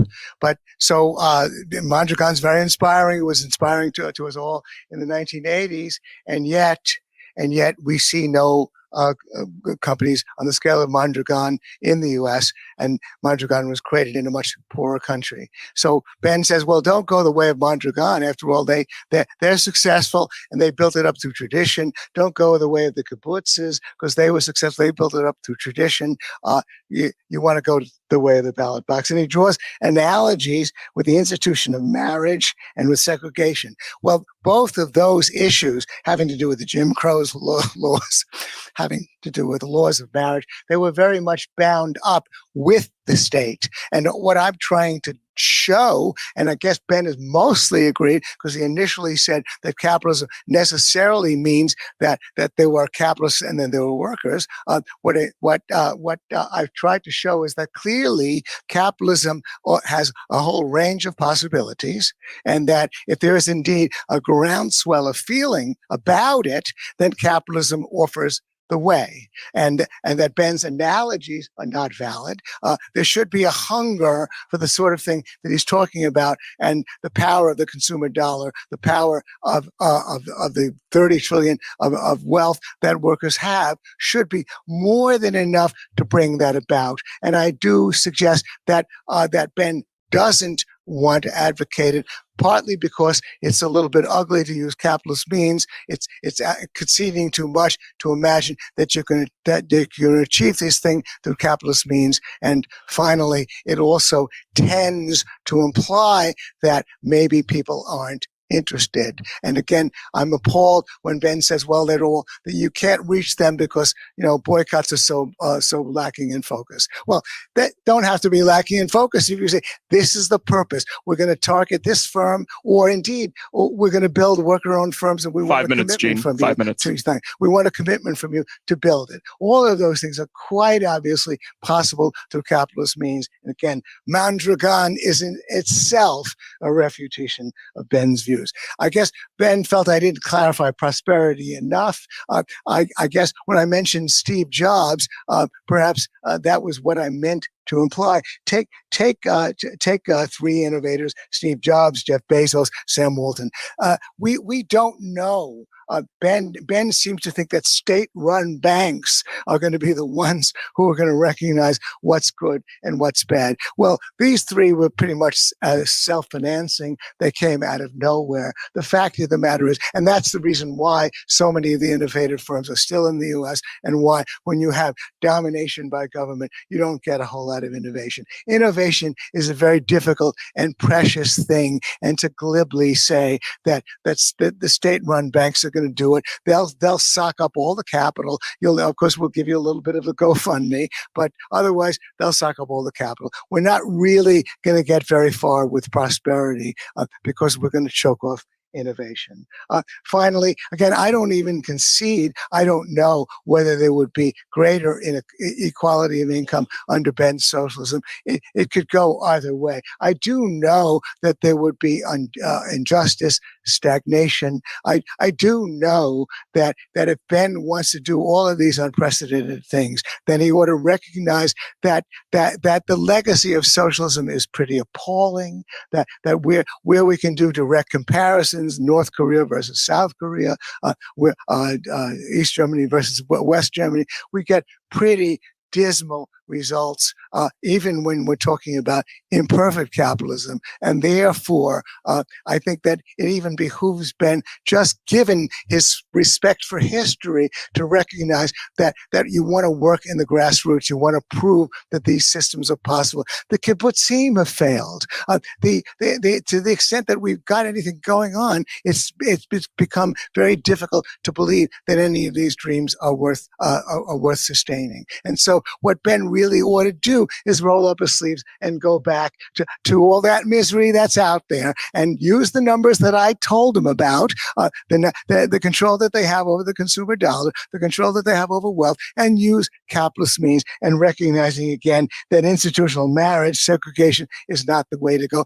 Also recognizing that what people vote for in the ballot box, again, lots of people voted for Biden, lots of people voted for Bush. You don't always know what you're getting. It's not exactly the way to go, especially when capitalism offers the way. 2 minutes. And so I think it's tragic that Ben doesn't see that. I guess the final thing in terms of my notes is that Ben seems to think that if I'm working for a worker-owned firm and I'm unhappy I can always vote.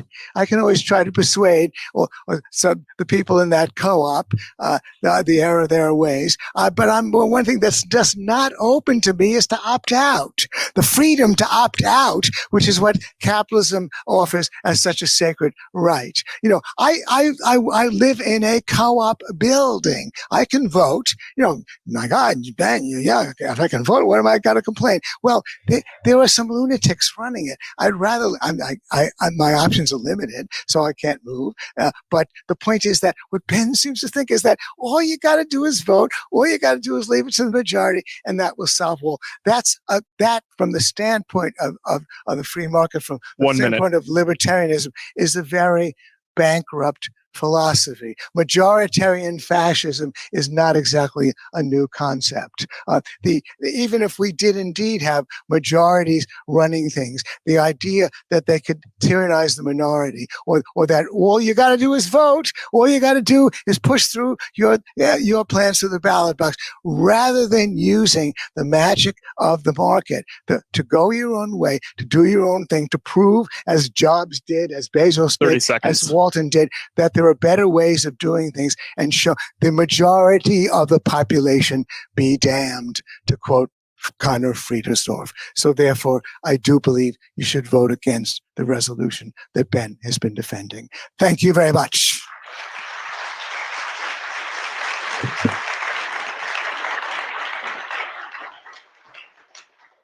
All right.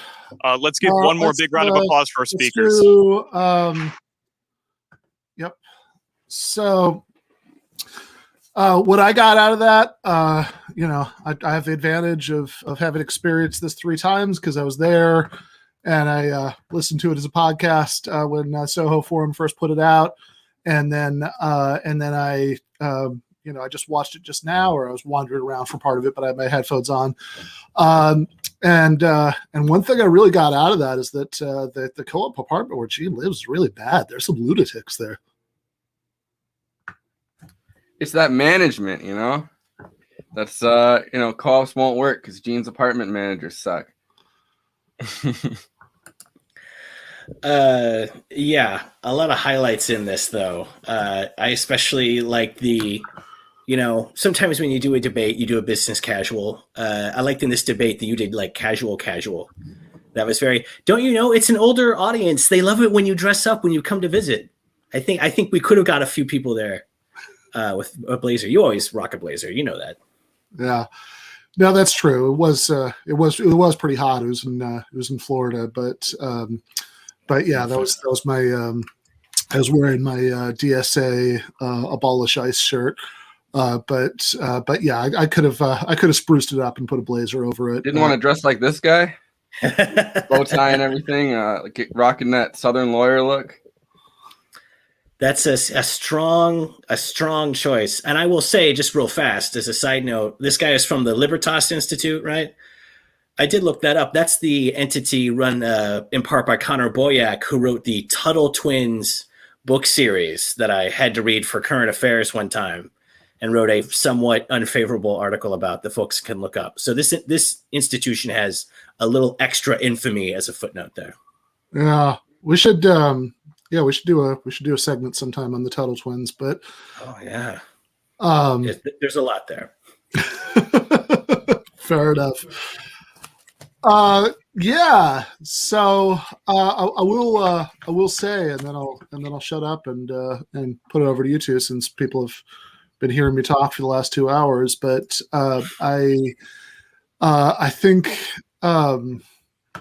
the two things I will say that I really didn't have a chance to correct in the debate itself, since so much else was going on, that I did find a little frustrating, were this business about poverty wages. Obviously, I wasn't claiming that every single worker in the United States paid poverty wage. That would be ridiculous.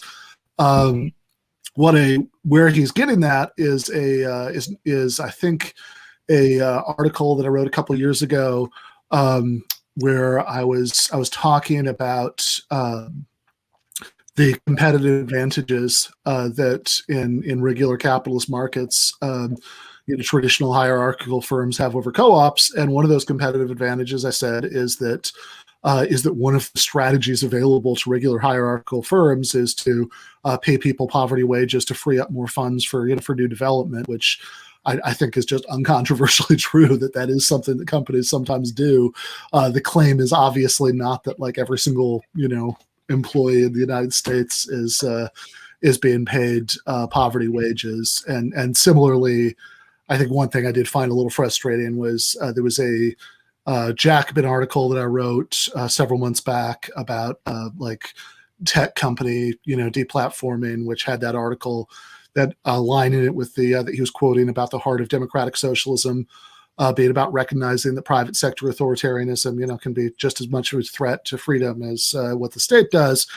And I mean whatever. I like Gene. I have a soft spot for a certain kind of old Jewish man from New York. Gene is of that type. Bernie Sanders is of that type, despite the vast political differences between them. My grandma was a little bit of the female version of that, and her sister much more so.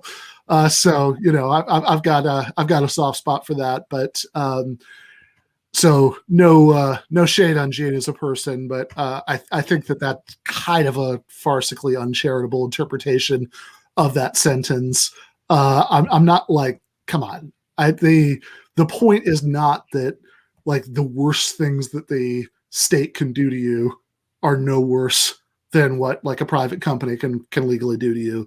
That's not what it means to say that one of them is as much of a threat as the other. The point is that most of us, most of the time, are not actually walking around terribly concerned that we're going to be thrown in prison or executed. Most of us, most of the time, the things that most limit our ability to do what we want, with our time in a capitalist society are the decisions of private companies. And I think it should be kind of clear that that's what that meant. Yeah, and a little bit of that is, that natural debate, political media thing. You want to give people the least charitable version of the other side. But I have to say, I think it's great that you, Ben, have a charitable disposition toward Mr. Epstein, because I was getting really annoyed by him by the end. So I'm glad that you like him, because I want to say shitty things about him. So that'll be a good balance there. I think it was great, like as you were just saying, that like a lot of this discussion really focused on the issue of power and who has it, because that's such a like fundamental, pivotal difference in like how we view this whole set of issues versus the right. And he was very standard in that way. Of course, viewers will have seen this many times from the conservative and libertarian guests on the show. Anytime this government does something or takes over a new function or a new regulatory thing, here's the blood-soaked iron fist of genocide of the state, like the hilariously caricatured picture of public regulations and the role they play in society. And then when it's private property, like there just is no power there. And maybe one criticism I would just say in style in this is I feel like it's easy to not. People really need to recognize the power you get in large scale private property and capital, like since that's such a big issue for us. So, anything that really crystallizes that for people, oil refineries and the internet cables and the data centers and the ports that goods come on, like all of our asses are on the line with this stuff. It just means there's power, there's influence there. There's a lever of social control, just like there is in other institutions with power.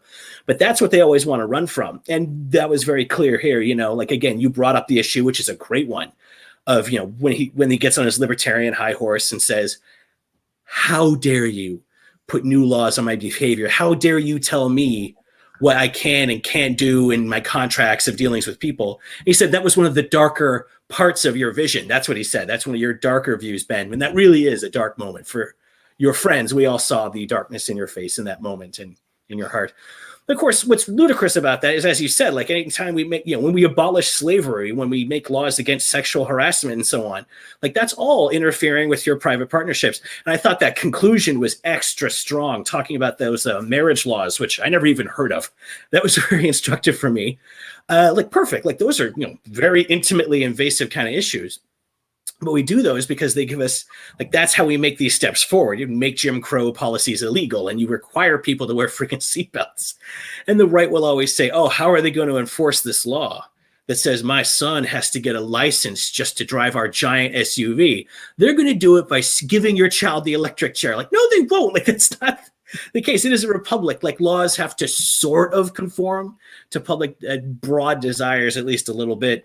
But running from that issue that you raised of sexual harassment, like he said on stage specifically, it's like, I don't want to go down that road of whether it's good that the government makes it illegal for your boss to make it a condition of employment that they fill you up every day.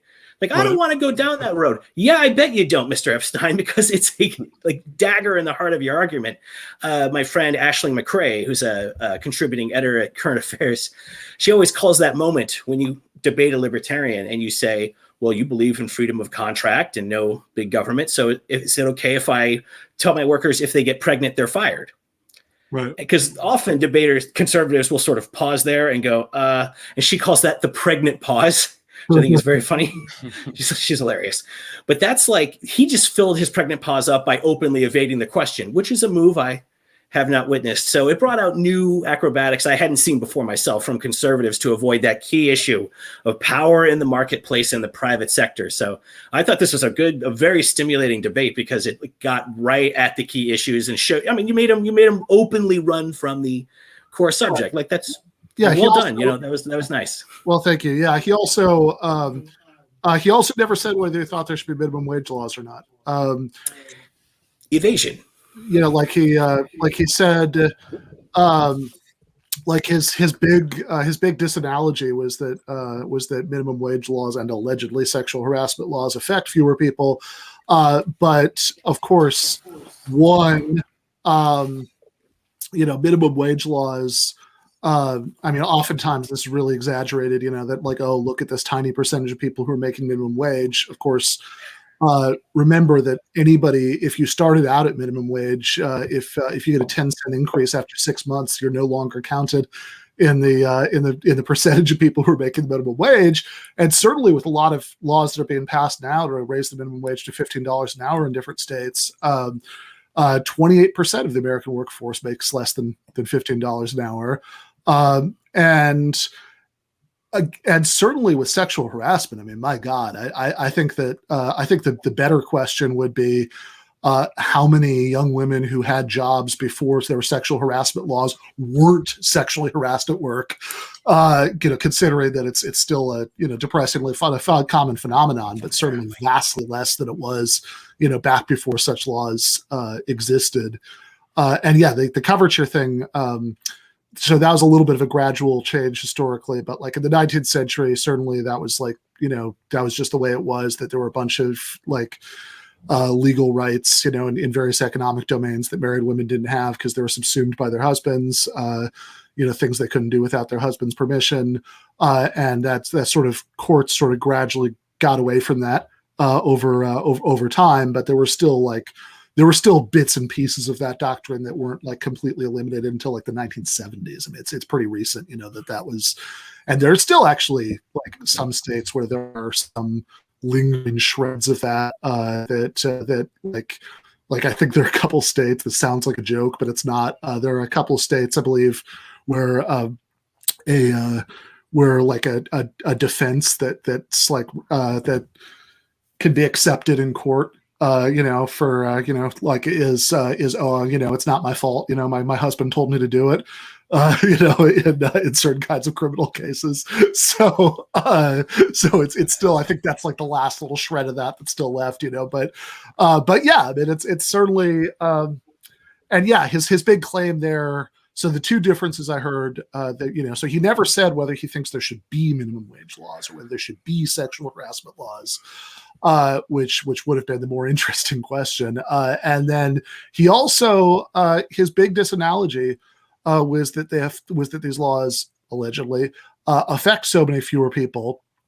But I mean, he's certainly right. It's a more radical change. I mean, obviously these are like incremental reforms within capitalism.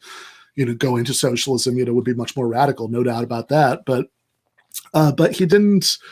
But yeah, he didn't really explain how it is, right? That it's like, okay, like that we managed to enforce all of these things without rampant imprisonment. I mean, like it's fine. Like whatever the percentage of people you think some law affects, that who who you think would be paying, minimum wage, less than minimum wage, the outside of minimum wage laws. I mean, how many people do you think go to prison over that? Nobody goes to prison over that. Like you probably, like if you're, I mean, I'm fairly certain that right now, if there's some, if there's some regulatory body that, that catches you, paying people illegally, low wages, you probably get a very stern letter and, have to, like maybe there might be some legal arrangement where you have to pay back wages or something. And nobody's going to prison over that. Certainly not over the first offense. Yeah. I'm pretty sure fines still exist. Like, I think that remains a possible civil sanction short of trucking you off to Joseph Stalin's gulag, which is what will happen if this seatbelt law goes through. I mean, even like the PRO Acts, like which would give workers a lot more power in these situations. Like the fines are still only like $50,000 if they catch you doing things that violate workers' rights. Like for like a massive corporation, and they're pushing back against it pretty hard. Like, I mean, we read that whole thing about the Chamber of Commerce coming out against the PRO Act, but like I think that I don't know, even the so also actually, Rob, point. I think that the something that I thought was kind of funny makes I guess makes me wish you'd been there, since you have like Gene, you have a graduate degree in economics, is the point where he was going on and on about, okay, if we have like real good pure capitalism, then everything will be much better. But he still wants to take credit for all of the material prosperity caused by actually existing capitalism. So I asked him, well, hold on though, right? Like, doesn't the state prop up existing markets in numerous ways? I mean, like I think I just rattled off a couple of the most obvious examples, like government-backed currency, without which there hasn't been a flourishing market anywhere ever. Intellectual property protections, that provide, incentives, for various forms of innovation. I mean, I'm not saying I like or don't like any of these things, but just as a factual issue, like these are some pretty powerful forms of state intervention to encourage market activity that we already have. And when I asked him if he actually really thought that markets would work as well without all of these things, he said, well, I could have, invited Paul Krugman, if I'd wanted to argue about that, which didn't really get that at all. Again, evading the difficult arguments though. But at least like openly doing it, at least I appreciate that, because it's so much evasion. And that whole issue there, it's like, is it crony capitalism or are they innovators? And like he did, man, that's exactly right. Like he had it both ways in that, he said a very flawed version of capitalism because it's crony capitalism and that's bad. But then it's, well, Bezos, Zucker, Phil Walton, Sam Walton, that was the other one. It's like they're innovators and they created all these new industries. But that's my whole point. Like it's not just crony capitalism. I mean, that's very real. Like there are industries that are dominated by state interference. It's especially common in the developing world, where countries have never recovered from the era of colonialism, where we put in government-sponsored monopolies to, organize the efficient rape of those countries' economic resources for centuries on end. And then we walk around and go, why can't these poor people get it together? They're shithole countries, I guess. They just drop the ball constantly. We have no history there. So that's very embarrassing. The crony capitalism, runs Egypt and many other countries as well. Like it's very common. We need to recognize like figures like he mentioned, Jobs and Gates and Walton and Jeff Bezos. Like those people just come from the market. They're hugely powerful figures from the market. Like they come from economies of scale and network effects and all the dumb things I read about in my critical economics books. Like these people come from the marketplace. You can become huge. That's the thing about that private capital. Like if you talk about how much influence you have over an area, if you run its logistics centers and its Amazon and Walmart warehouses, if you decide to shut them all down, like we're going to notice when we can't buy food and paper goods anymore. It means you have power in the economy and you can't put it all on. It's crony capitalism and the Federal Reserve. That's why banks are big. Yes, you don't know any history. I'll get away with that. Like, these are embarrassing arguments. And I want to talk more about what he kept accusing you of. But this guy is just like intellectually unserious. Like, this is just you embarrassing yourself. Well, crony capitalism the record this bad is the dodge that they always use. Like, anything bad that happens in capitalism is crony capitalism. Anything good that happens in capitalism is like market capitalism, the kind that they like. Like, so I mean, I've had tons of like libertarian friends that have tried to make that argument to me, and it's funny that those arguments don't really like evolve that much through like even if it's like someone like Gene Epstein, who's like one of their premier, I guess, debating figures. Yeah, I mean, I would argue that the idea that we can have like massive concentrations of wealth without without the wealthy coming up with ways to rig the political rules on their behalf is fairly unrealistic. I mean, like that's kind of like saying, that we're going to have, like, okay, we're going to give these people this gun, but they're just not going to fire it. They will come up with ways to rig the rules on their behalf. You want to avoid that. You have to do something about the concentrations of wealth, and again, I just don't buy this idea that it's like, that there's often this kind of suggestion that there's often this kind of suggestion that capitalist property relations are like this thing that like this like some kind of wildflower that's just going to grow everywhere unless you stamp it out.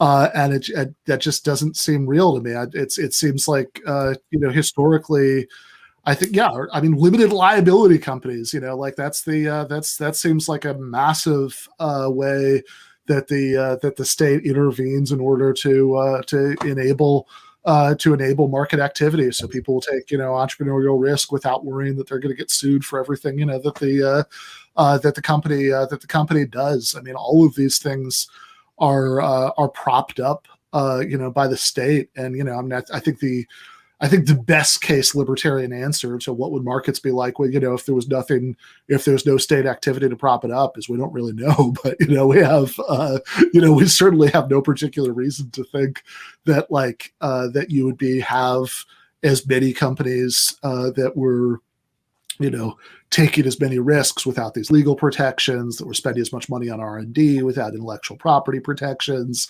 that we're just doing exchange at all without some sort of government-backed unit of exchange. I mean, that's just so that just seems like that just seems deeply weird to me. I mean, of course, any market is going to have government propping it up and writing the rules, and and it seems like the real question is what we want those rules to be. Mm-hmm. Yeah, it's kind of an amazing picture that these guys have of state action. Like, state action is the government locking you up because we made it illegal to, fire you at will, unlike in the European labor markets or something. Like, that's what the state is. Of course, the reality is it's hugely multi-layered. Like, the state provides that whole foundation for markets and commerce in the first place. Yeah, the currency is a great example. Like, until the late 19th century, we didn't have a single government-issued currency in America. Like, across the Western states, you have all these goofy scripts that crashed and lost their value and ruined people constantly. So, I mean, that's maybe an obvious example too, but like the whole legal system without like courts and a system of enforced laws, like there is no contract. There is no like big economic activity, because that means, spending your money to buy a bunch of assets that you then turn into a business that makes a product or a service. Without laws, like maybe you pay someone for a resource and they just don't give it to you because make me. There's no police for you to use to make me honor our contracts and our commercial agreements, So it's true, like without the state on foundational levels, there's no markets and no capitalism. But then it's incredible because at the end, as you said, when bringing up these figures too, like it becomes about innovation. Like innovation is just this magical, delicate thing. Like don't look at it, you have to whisper because it's so fragile. And where does it come from? From these magic snowflake geniuses who come from nowhere. He said they came from nowhere. You're gonna spook the innovation. It's gonna run away. Yeah, out of here. let's look at like you found a deer in a driveway and you're just experiencing that moment. Like that's what it is. But of course, like the real thing is, P.S. it was the government that invented all these technologies. You know, I wrote about this in Current Affairs and Bit Tyrants. We have a really good affairs video that folks can watch on the YouTube channel there we have, where we look at like, well, it's, you know, Google came from a publicly funded research lab, and the internet was originally the military's and the universities, you know, internetworking experimental project that went on for decades when they couldn't get AT&T and IBM to take over the system, you know, and that became the internet. And that's where we get our mobile phone technology and the internet that Jeff Bezos exploited, in his own words, exploited to build up his gigantic empire. Like, it's because of those state investments. And he says, you know, we can't expect the government to pick the winners and know what the good research is, except the last time we did it, when it created the whole internet for us and all of modern mobile technology. So other than that most recent time, it can never do it. And then at the end, he said, you're being very glib when you say we can do that. Like, that's the glibbest thing I ever heard. Like, this is what it is to debate the right. It's just nonstop Orwellian, nightmarish, perfect inversion of every historical reality. It's, you know, you have to brace yourself before you go in there. Yeah, I mean, look at all of the technological innovation that took place in the 1940s, which is the closest the United States ever had to be an entirely planned economy. You know, I mean, like when we got, microwaves and TVs and the atom bomb and et cetera, et cetera, et cetera. But it can never work again. Yeah, okay, it worked those times, but never again. Those are the only times, all of the times, but no more, I bet. You're being very glib with all your examples, Ben. This list of real cases is very glib, I feel. Yeah, it's really a 20th century thing. You know, we're in the 21st century now. Things don't work the same way anymore, you know? Yeah. Yes. Except of course for the fact that the only reason that I was able to attend it, maybe Gene would have anyway. I think he feels differently about this subject, but the only reason I was able to attend it is that I got a shot of a vaccine developed at an unprecedented speed with research largely provided by the government, although granted also profits that were privatized to Pfizer. Yeah, that's I mean, there's so many cases of this. Like, it's easier to look at the cases where the state didn't play a huge role in innovation, since we're looking at this. And the example I always give is like there are 20th century examples of big tech that came out of the private sector. Like, the main one is the transistor, like the basic switching component that still lies behind all of modern computing and mobile phones and everything. But I mean, I always like that example though, because that's the big private sector innovation success of the whole 20th century, and it's from Bell Labs, AT&T's research arm, when it had a nationwide monopoly. Then it got through the market and then got legally sanctioned. Like, that's the example. Even the one example that's from the private sector is from a full-on 100% monopoly. It's just a gag. Like, you bring these things up and he tells us we're being glib. It's intellectually unserious. Yeah, and this shows the low standard of the social sciences. You can go on saying this stuff and you can have a very respectable think tank position, like as he holds, and just say the wrongest things in the universe for your whole long, dark money funded career. Yeah, I'd also point out that the vision of socialism, provided on my end of it, which of course I don't think is I'm not suggesting is the final form of social organization or the end of history or anything, but like the kind of socialism that I think we could have right now, that's realistic to imagine happening, or whatever, like given having like a revolution, it's realistic to happen right now, is one where you'd still have a lot of the kinds of economic elements that exist now, except that non-state firms would have to be worker owned, and that finance would be socialized, and the two big objections I heard the worker ownership, I guess he said he had no objection if it came about the right way, but clearly people don't really want it that much anyway, so never mind. But which is what they always say. I mean, in debates, whenever anyone brings up co-ops with a libertarian, they're like, well, you could have a co-op right now. Why don't you just keep capitalism the way it is, and then have social ownership that way? And then the fact that like the fact that it's so hard to actually build up a worker-owned co-op doesn't seem to cross their mind at any point. Yeah, well, the equation is it's legal to do it, therefore there are no structural impediments, to it, which seems pretty, pretty goofy to me. But and again, I mean, we can have, you can talk about what people could in principle do, but then the real question in my mind, what I kept trying to shift it to is, okay, but given that this is what all these historical examples seem to show is the most effective way of bringing about social change.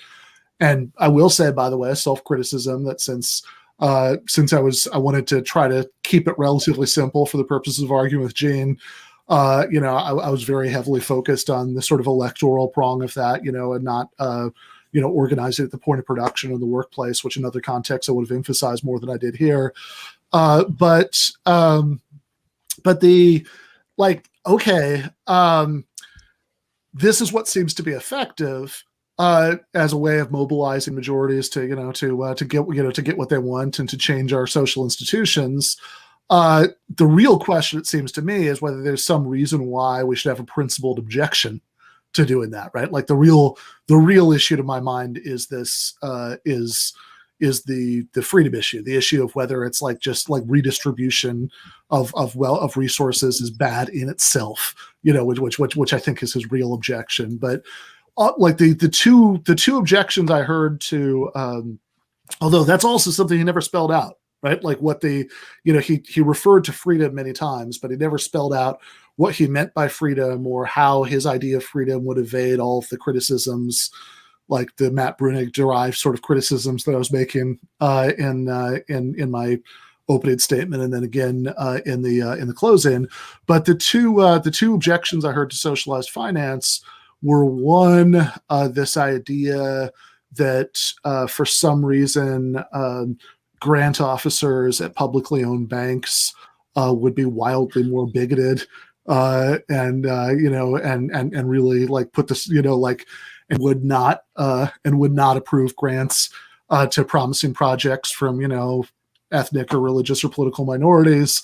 And I don't know why he thinks that, but I mean that is something he said. And the other one is is what you talked about, what you were just talking about, Rob, which is this idea that they're not, that grant officers at state-owned banks are for some reason going to be much worse than loan officers at regular private banks at identifying promising proposals. And I just don't know why he thinks that.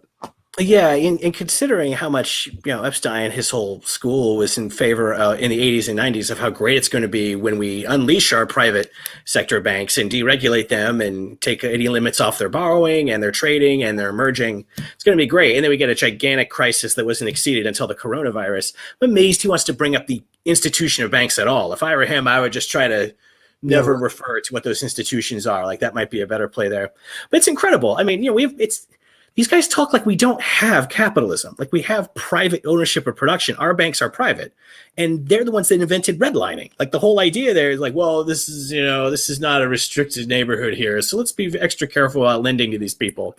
That's a private market phenomenon. We're trying to make money here. This is a depressed community because we have race class correlation in the United States because of our twisted history with what we did to everybody who didn't come over here white, and then some.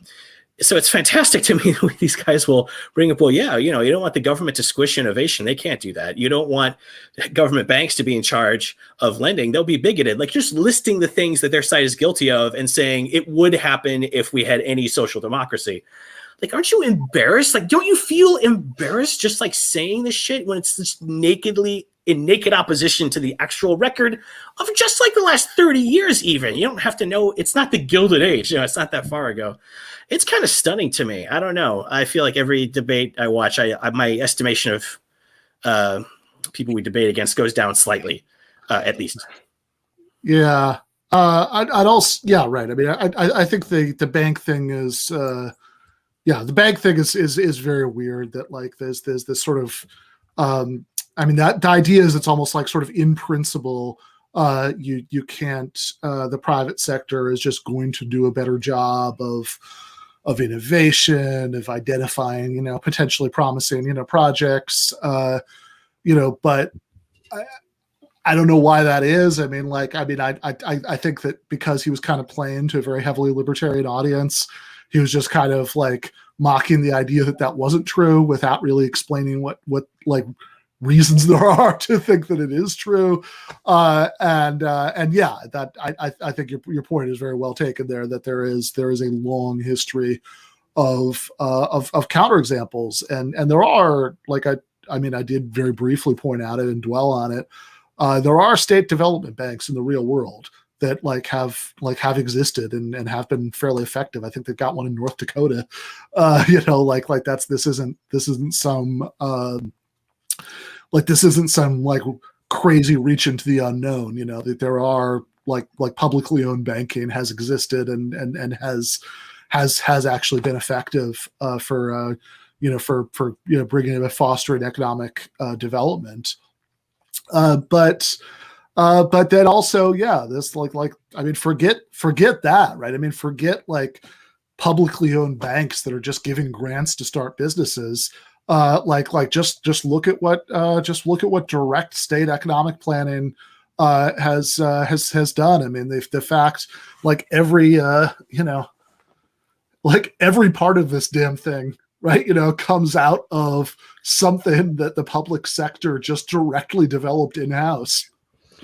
And then the huge firms that run all those supply chains use their own central planning for their own sector of their economies to produce. It's true. We all know the left kind of recognizes now how much planning happens within the private sector, which I think is great. Kind of stunning. It's pretty amazing. I got to say too, though,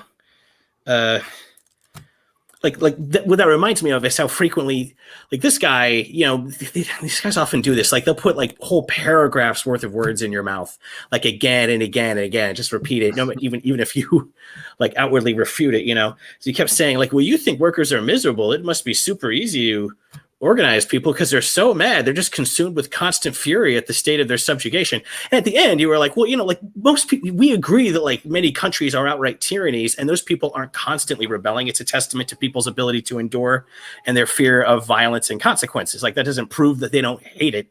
Lots of efficient dictatorships exist. That doesn't mean people are actually excited. You know that's propaganda, right, Gene? People in propaganda in dictatorships aren't happy. It's the absence of roiling general strikes doesn't mean that there is no dissatisfaction. And he pulled out that one poll. He pulled out that one poll. Just to your point, he pulled out that one poll that said, 65% of workers, according to this one poll, are happy with their jobs. Therefore, everybody must be happy. Nobody's miserable. Look, it's in a poll. Yeah, compared to what? That's such an unclear. Okay, are you satisfied with your job? Satisfied? Are you satisfied with your product? Exactly. Yeah. What? I would think that how any normal human being is going to understand. Are you happy with your job? Is, do I think this is better than than other jobs that that I would otherwise have, or that I'd be worried that I might have if I lose this one. Like you said, compared to what? Compared to that socialist option I know I have. It's a market economy, compared to what? Nobody understands "are you happy with your job" to mean are you happier with your job than you would be in some sort of radical socialist vision that I've never even heard of, or even with worker ownership, You know what I mean? The nobody thinks, are you happy with your job here, or would you rather own the business? You know what I mean? Nobody's thinking about the power. Are you happy with your job, or do you want the power dynamic to totally switch right now? Yeah, I don't think people know that's on the table necessarily in that quiz question. Yeah. That's well put. Of course not. Nobody thinks, "Are you happy with your job?" means do you prefer your job as it exists now, or would you prefer it if your workplace were organized as a cooperative?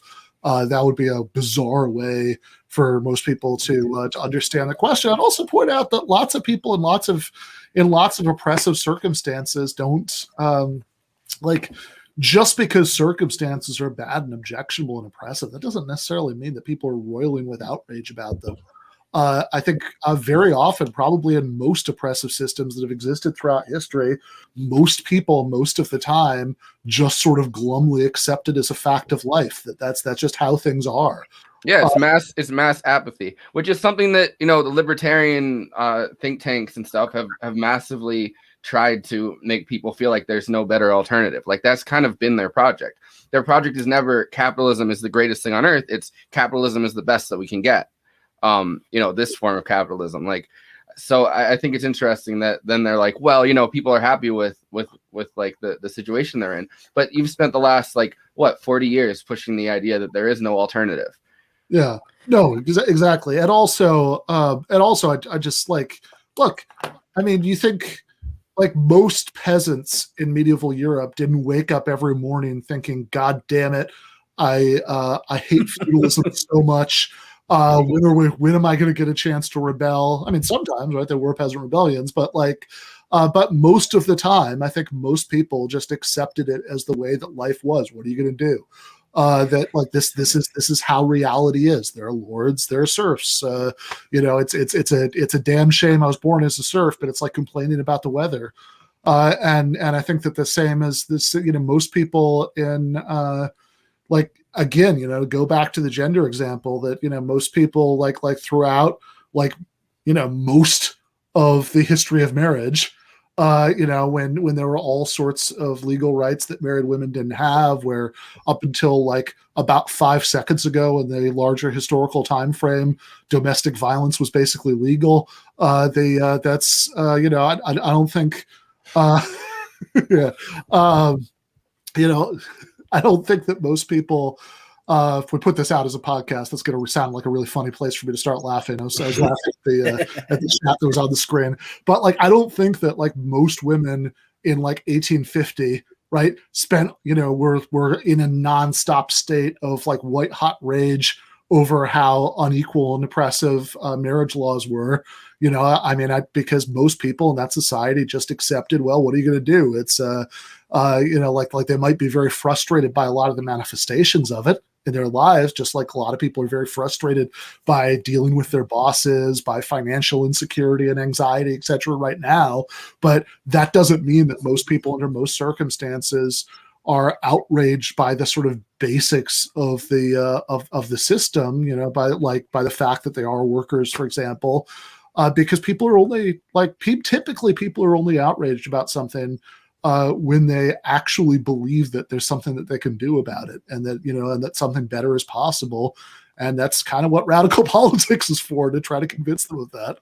Also, when it bubbles up so much that like something happens as a catalyst and people feel like, all right, this is no longer tenable. But in like the grinding monotony of a system going on every day, like people don't necessarily think, oh, I'm really angry with my situation, like without, you know, thinking that there's something better, until something really happens that acts as a catalyst for people to go, all right, this is untenable for me now. And yeah. I think the big thing about neoliberal capitalism is that as in as many situations as they can, they've tried to saw off the edges of what is untenable to create like a stable system in their minds. Yeah, and also like these people, like these like libertarians, do libertarians believe that most taxpayers feel outrage and fury about the fact that taxation exists? Presumably not. That'd be a pretty dumb thing for them to think. You know, like it's clearly not true. But they still think that it's, you know, from their perspective, bad and oppressive, you know, that it exists. So just equating the two, saying that like you can only say that something's really bad if you also think that there's like just tremendous roiling outrage about it, just seems like a weird, sloppy equation. And yeah, then of course the thing that I found like most annoying about it was all of this, like, you know, courage of your conviction stuff, which is, you know, I was gonna, I love what you were saying there. Yeah, like this is, most people who are in terrible circumstances aren't just grinding their teeth continuously. I mean, broadly speaking, like this is half of what ideology is for, is to get people to accept that they're in a permanently subordinate position in terrible, needlessly bad sometimes conditions at the bottom of some twisted social hierarchy through history. Like this is half of what things like Christianity and Buddhism are for, is to make people like kind of obey this thing, to say nothing of all of our modern ideologies. No, exactly. I was going to say it's almost like a religious underbearing to like the way libertarians speak about capitalism. Like the social hierarchy needs to, or the economic hierarchy and the social hierarchy both need to be there. And it's like, it's almost like a religious, like, well, this is the way it is because this is the best things can really get for you. Like, Yeah. And it Yeah, is no, like totally right. Which, by the way, I've always thought like it's kind of funny that like some people who sort of have are very critical of Christianity for reasons I'm sympathetic with, don't say that about Buddhism, but like it seems like that's at least as true there. It's like I know there's like a Zen parable about somebody who is carrying water to the like his job is he carries water from the river. And what did you do before you reached enlightenment? Bodhisattva, say, I carried water from the river.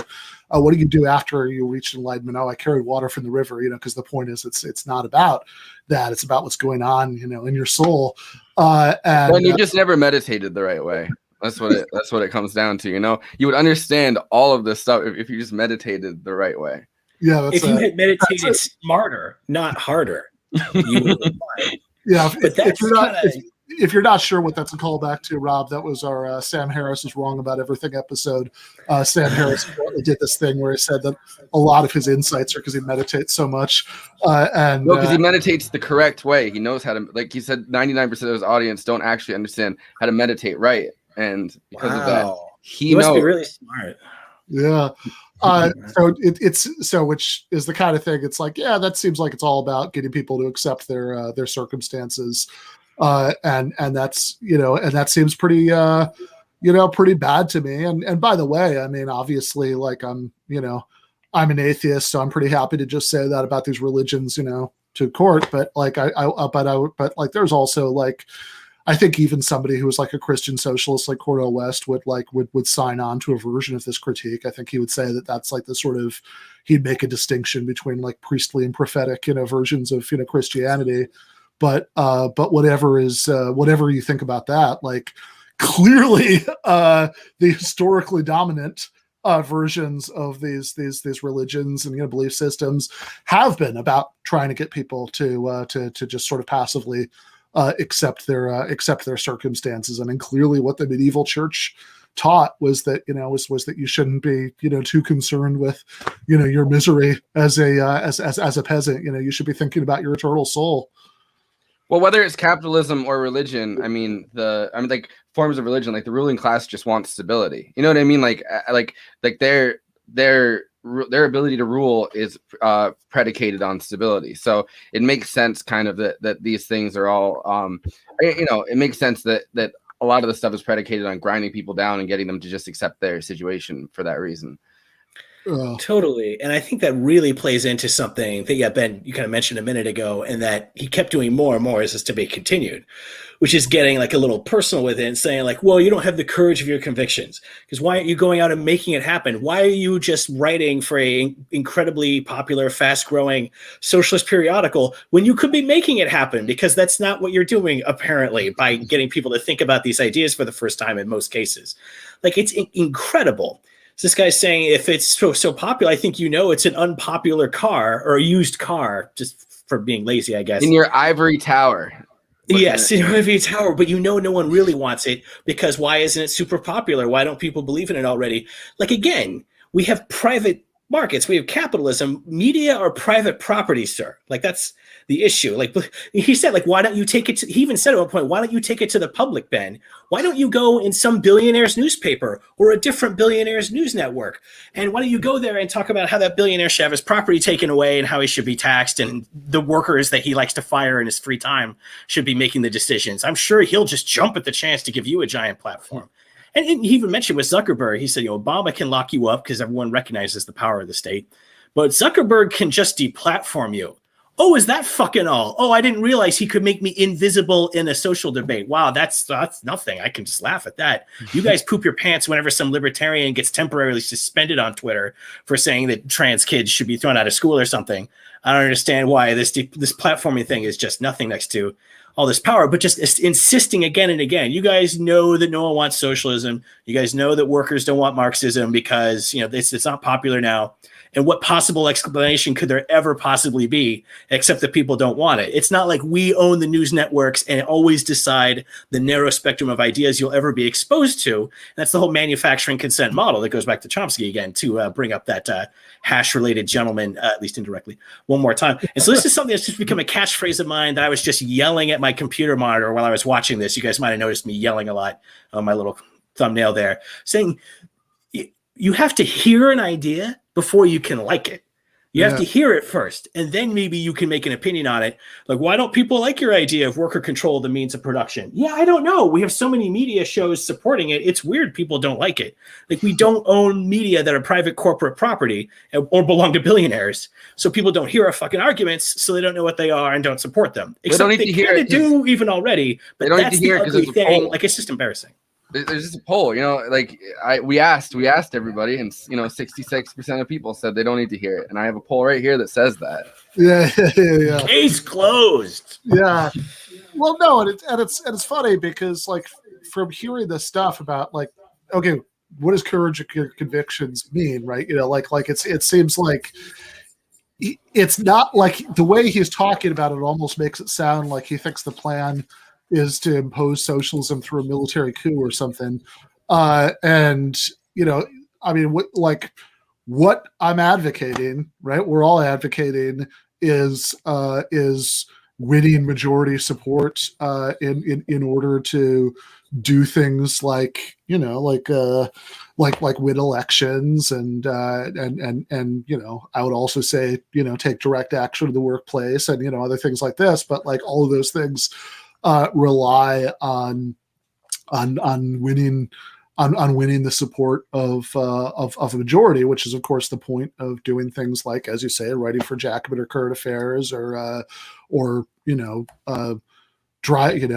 having a podcast or driving down to Florida to do this debate or any of those things are Why are you driving across America spreading this message, Ben? Like, he really got you with that one. Why aren't you doing that? Why didn't you appear to debate him? That was embarrassing when you weren't there. I haven't seen you on any rooftop shouting about it. Well, oh God. Whenever people can start doing live shows for podcasts again, we'll do one on a rooftop. But yeah, it's like what he's really saying is, well, what he means by you should just go for it is you should just go for it, but only in the ways that I approve of because they're consistent with libertarian ideology, which are doing things like consumer boycotts, which notice I never said at any point that I was against doing that, right? I think consumer boycotts, I don't think that the historical track record shows that they're the most effective method, but I have nothing against using them as a tool, in some circumstances. But I'm certainly not against trying to build up, really existing worker co-ops because I think it's very useful to have models.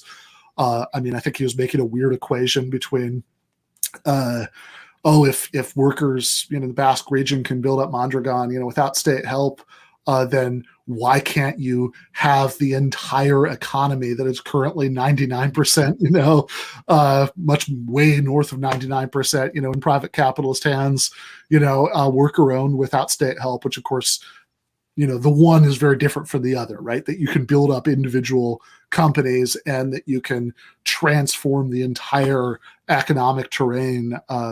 But I think it is good to build up those individual companies, have like real models that you can point to. That's like, oh, look, here's this thing that's worker owned and it works very well. Which, by the way, there's an interesting point in this that he said. He's perfectly fine with you. He's perfectly fine with like socialists building their worker ownership models under the guise of like a capitalist democracy. But when you say, all right, well, let's put it up for a vote. And let's have people vote on whether or not they support, like some kind of social control or public control of these companies. He's like, whoa, people don't even know what they're voting for. Like, it's like this weird, when he advocates, you can do what you want to do under his system. But then when you say, all right, well, here's the way that I want to do what I want to do under your system, he's like, whoa, people don't even know what they're voting for. And this is the tyranny of the majority. And, this system doesn't even work. So it's like, does the system not even work? Is it the tyranny of the majority? Or, is it, am I free to put this up for a vote and have people decide what they want their economic fate to be? Yeah, and I would point out, by the way, that argument, people don't really know what they're voting for. This is a classic libertarian argument. Goes back, well, probably before, but the older version that I'm familiar with is Milton and Rose Friedman's book Free to Choose, which I often think of as kind of the Necronomicon of right-wing economics.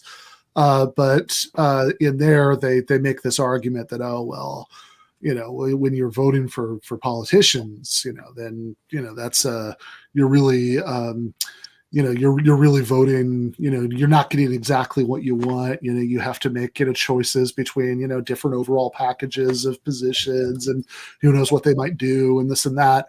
And I have an article in Jacobin. In fact, one of the ones that he was quoting a couple times in the debate. I will say, at the risk of being cranky, that I wish he'd spent a little bit more time quoting things I'd said in that debate and not sentences from old articles.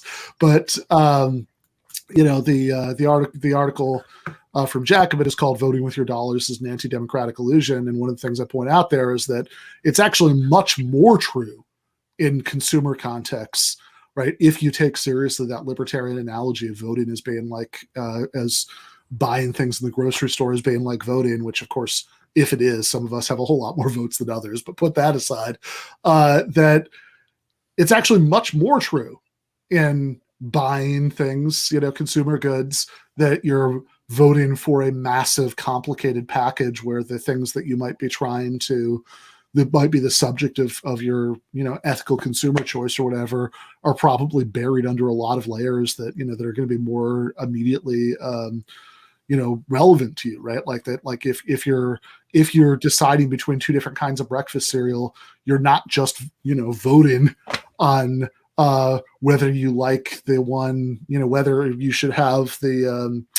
the cereal that was manufactured by, like, I don't know, Mondragano's or whatever, the worker co-op manufactured breakfast cereal, or whether you'd prefer one that was made by a traditional capitalist firm. You're also voting on which one tastes better, which one your kids like better, and whether they'll get mad at you if you buy the wrong one, which one is cheaper, which again goes back to the wage level issue, among other things. So there are tons of different things that you're voting on in that circumstance, which is one of the reasons that I actually think in literal voting, that those sorts of public policy, at the very least, I mean, you might be voting on a package, but at least the package are all things about what you want the policies to be. And of course, if you're voting a referendum, then you're literally voting on just one thing in a way that you never are in the marketplace. So yeah. Yeah, that's amazing that he'll say like, oh, but you have to vote for a whole candidate with a ballot. And so, who knows what policies you'll have. So, you never know if you're really going to get what you want and what other things you're getting. Have you ever had a friggin' operating system? Like, you choose an Android or an Apple phone. It makes so many decisions for you about what apps you will have access to and what technology it's going to fucking work with. Like, it's just dumbfounding. Like, these guys, the way to recognize an intellectual opportunist is someone who has wildly different standards depending on what they're talking about.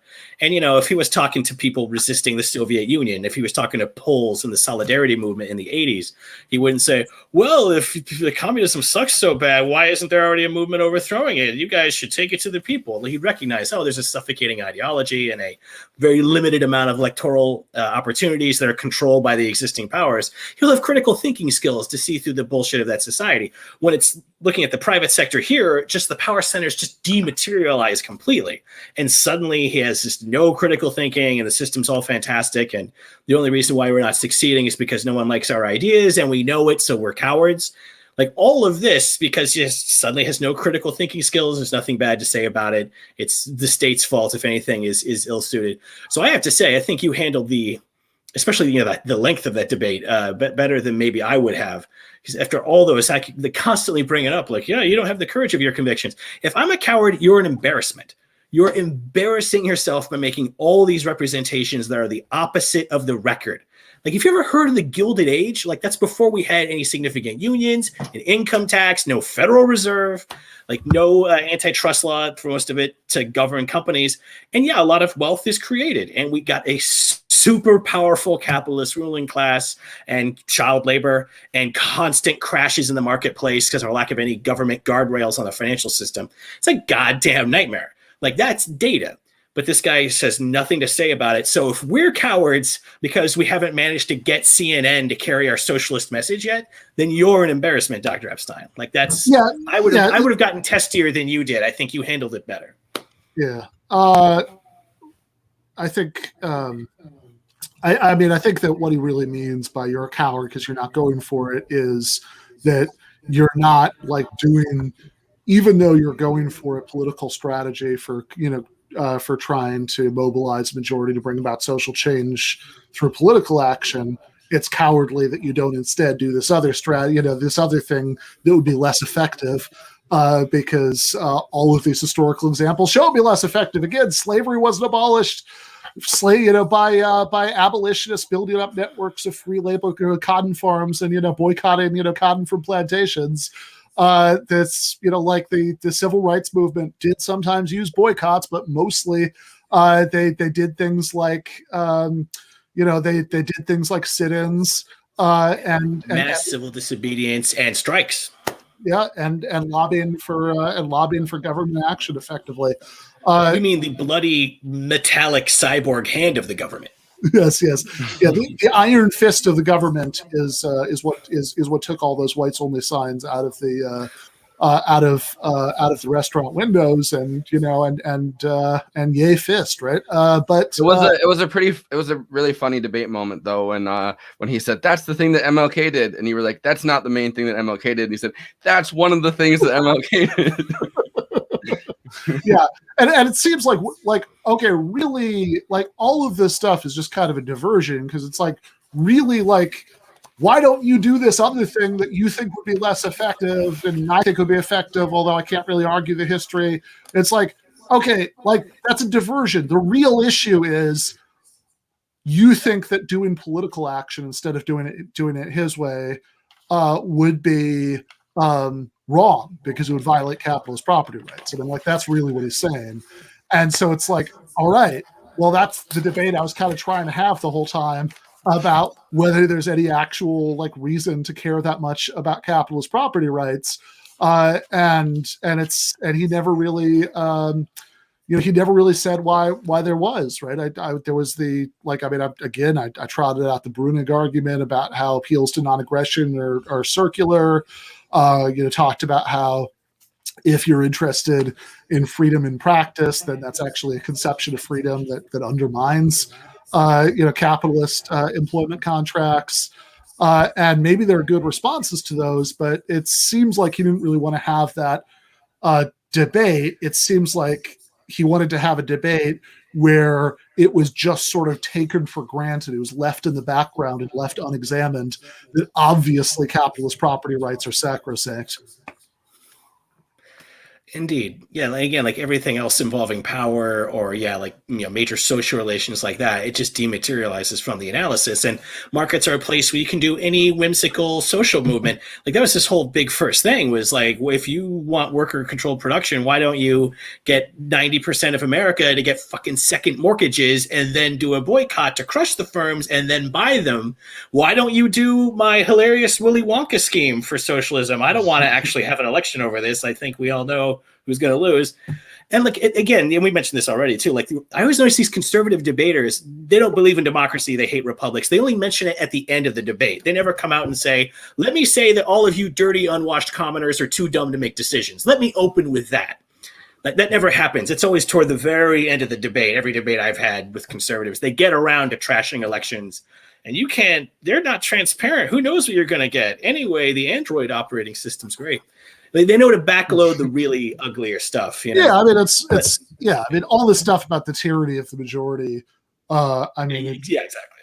Yeah, I mean, it just seems like, I mean, look, can majorities do things that are bad or tyrannical? Sure. Although historically, the tyranny of the minority has been a much bigger problem. And I would think that the objectionable bit would be the tyranny part, not the majority part. And I don't know why.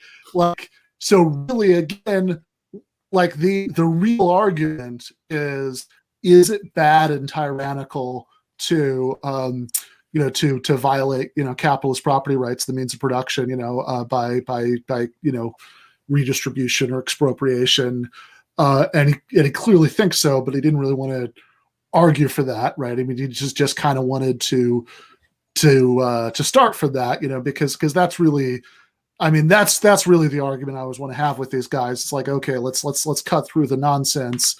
Which do you think is more important?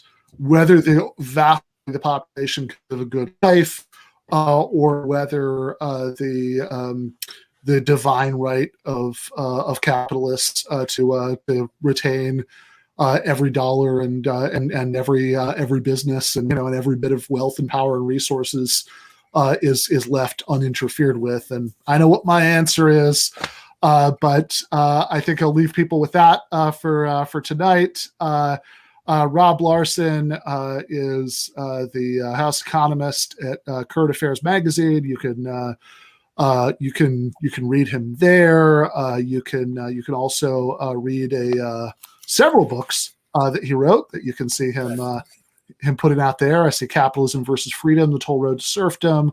I see Bit Tyrants. What's the other one there, Rob? Oh, that's Bleakonomics, my neglected youngest child. So, or oldest child, whatever, my first child. So if folks are interested in some of these issues, especially capitalism versus freedom, don't let idiots get away with these dumb arguments when talking to you. Check it out. All right. As good a point to leave off on as anything. Thanks for watching, guys. We are going to be back with the official season 2 in a week. We're going to not quite sure about the lineup yet, although I think this episode, season 2, episode 2, is going to have Torrey Reed on, which I'm very excited about. Big fan of his work. And at some point in season 2, haven't actually figured out what week yet. Going to have Sam Cedar on to talk about the highlights of some of his many, many debates with libertarians. So should be fun. So again, season 2 officially starts next Monday. We'll also surely be doing something on Saturday for the official release date on May 1st of my new book, Canceling Comedians While the World Burns, a critique of the contemporary left. And I will see everybody then. Left is best.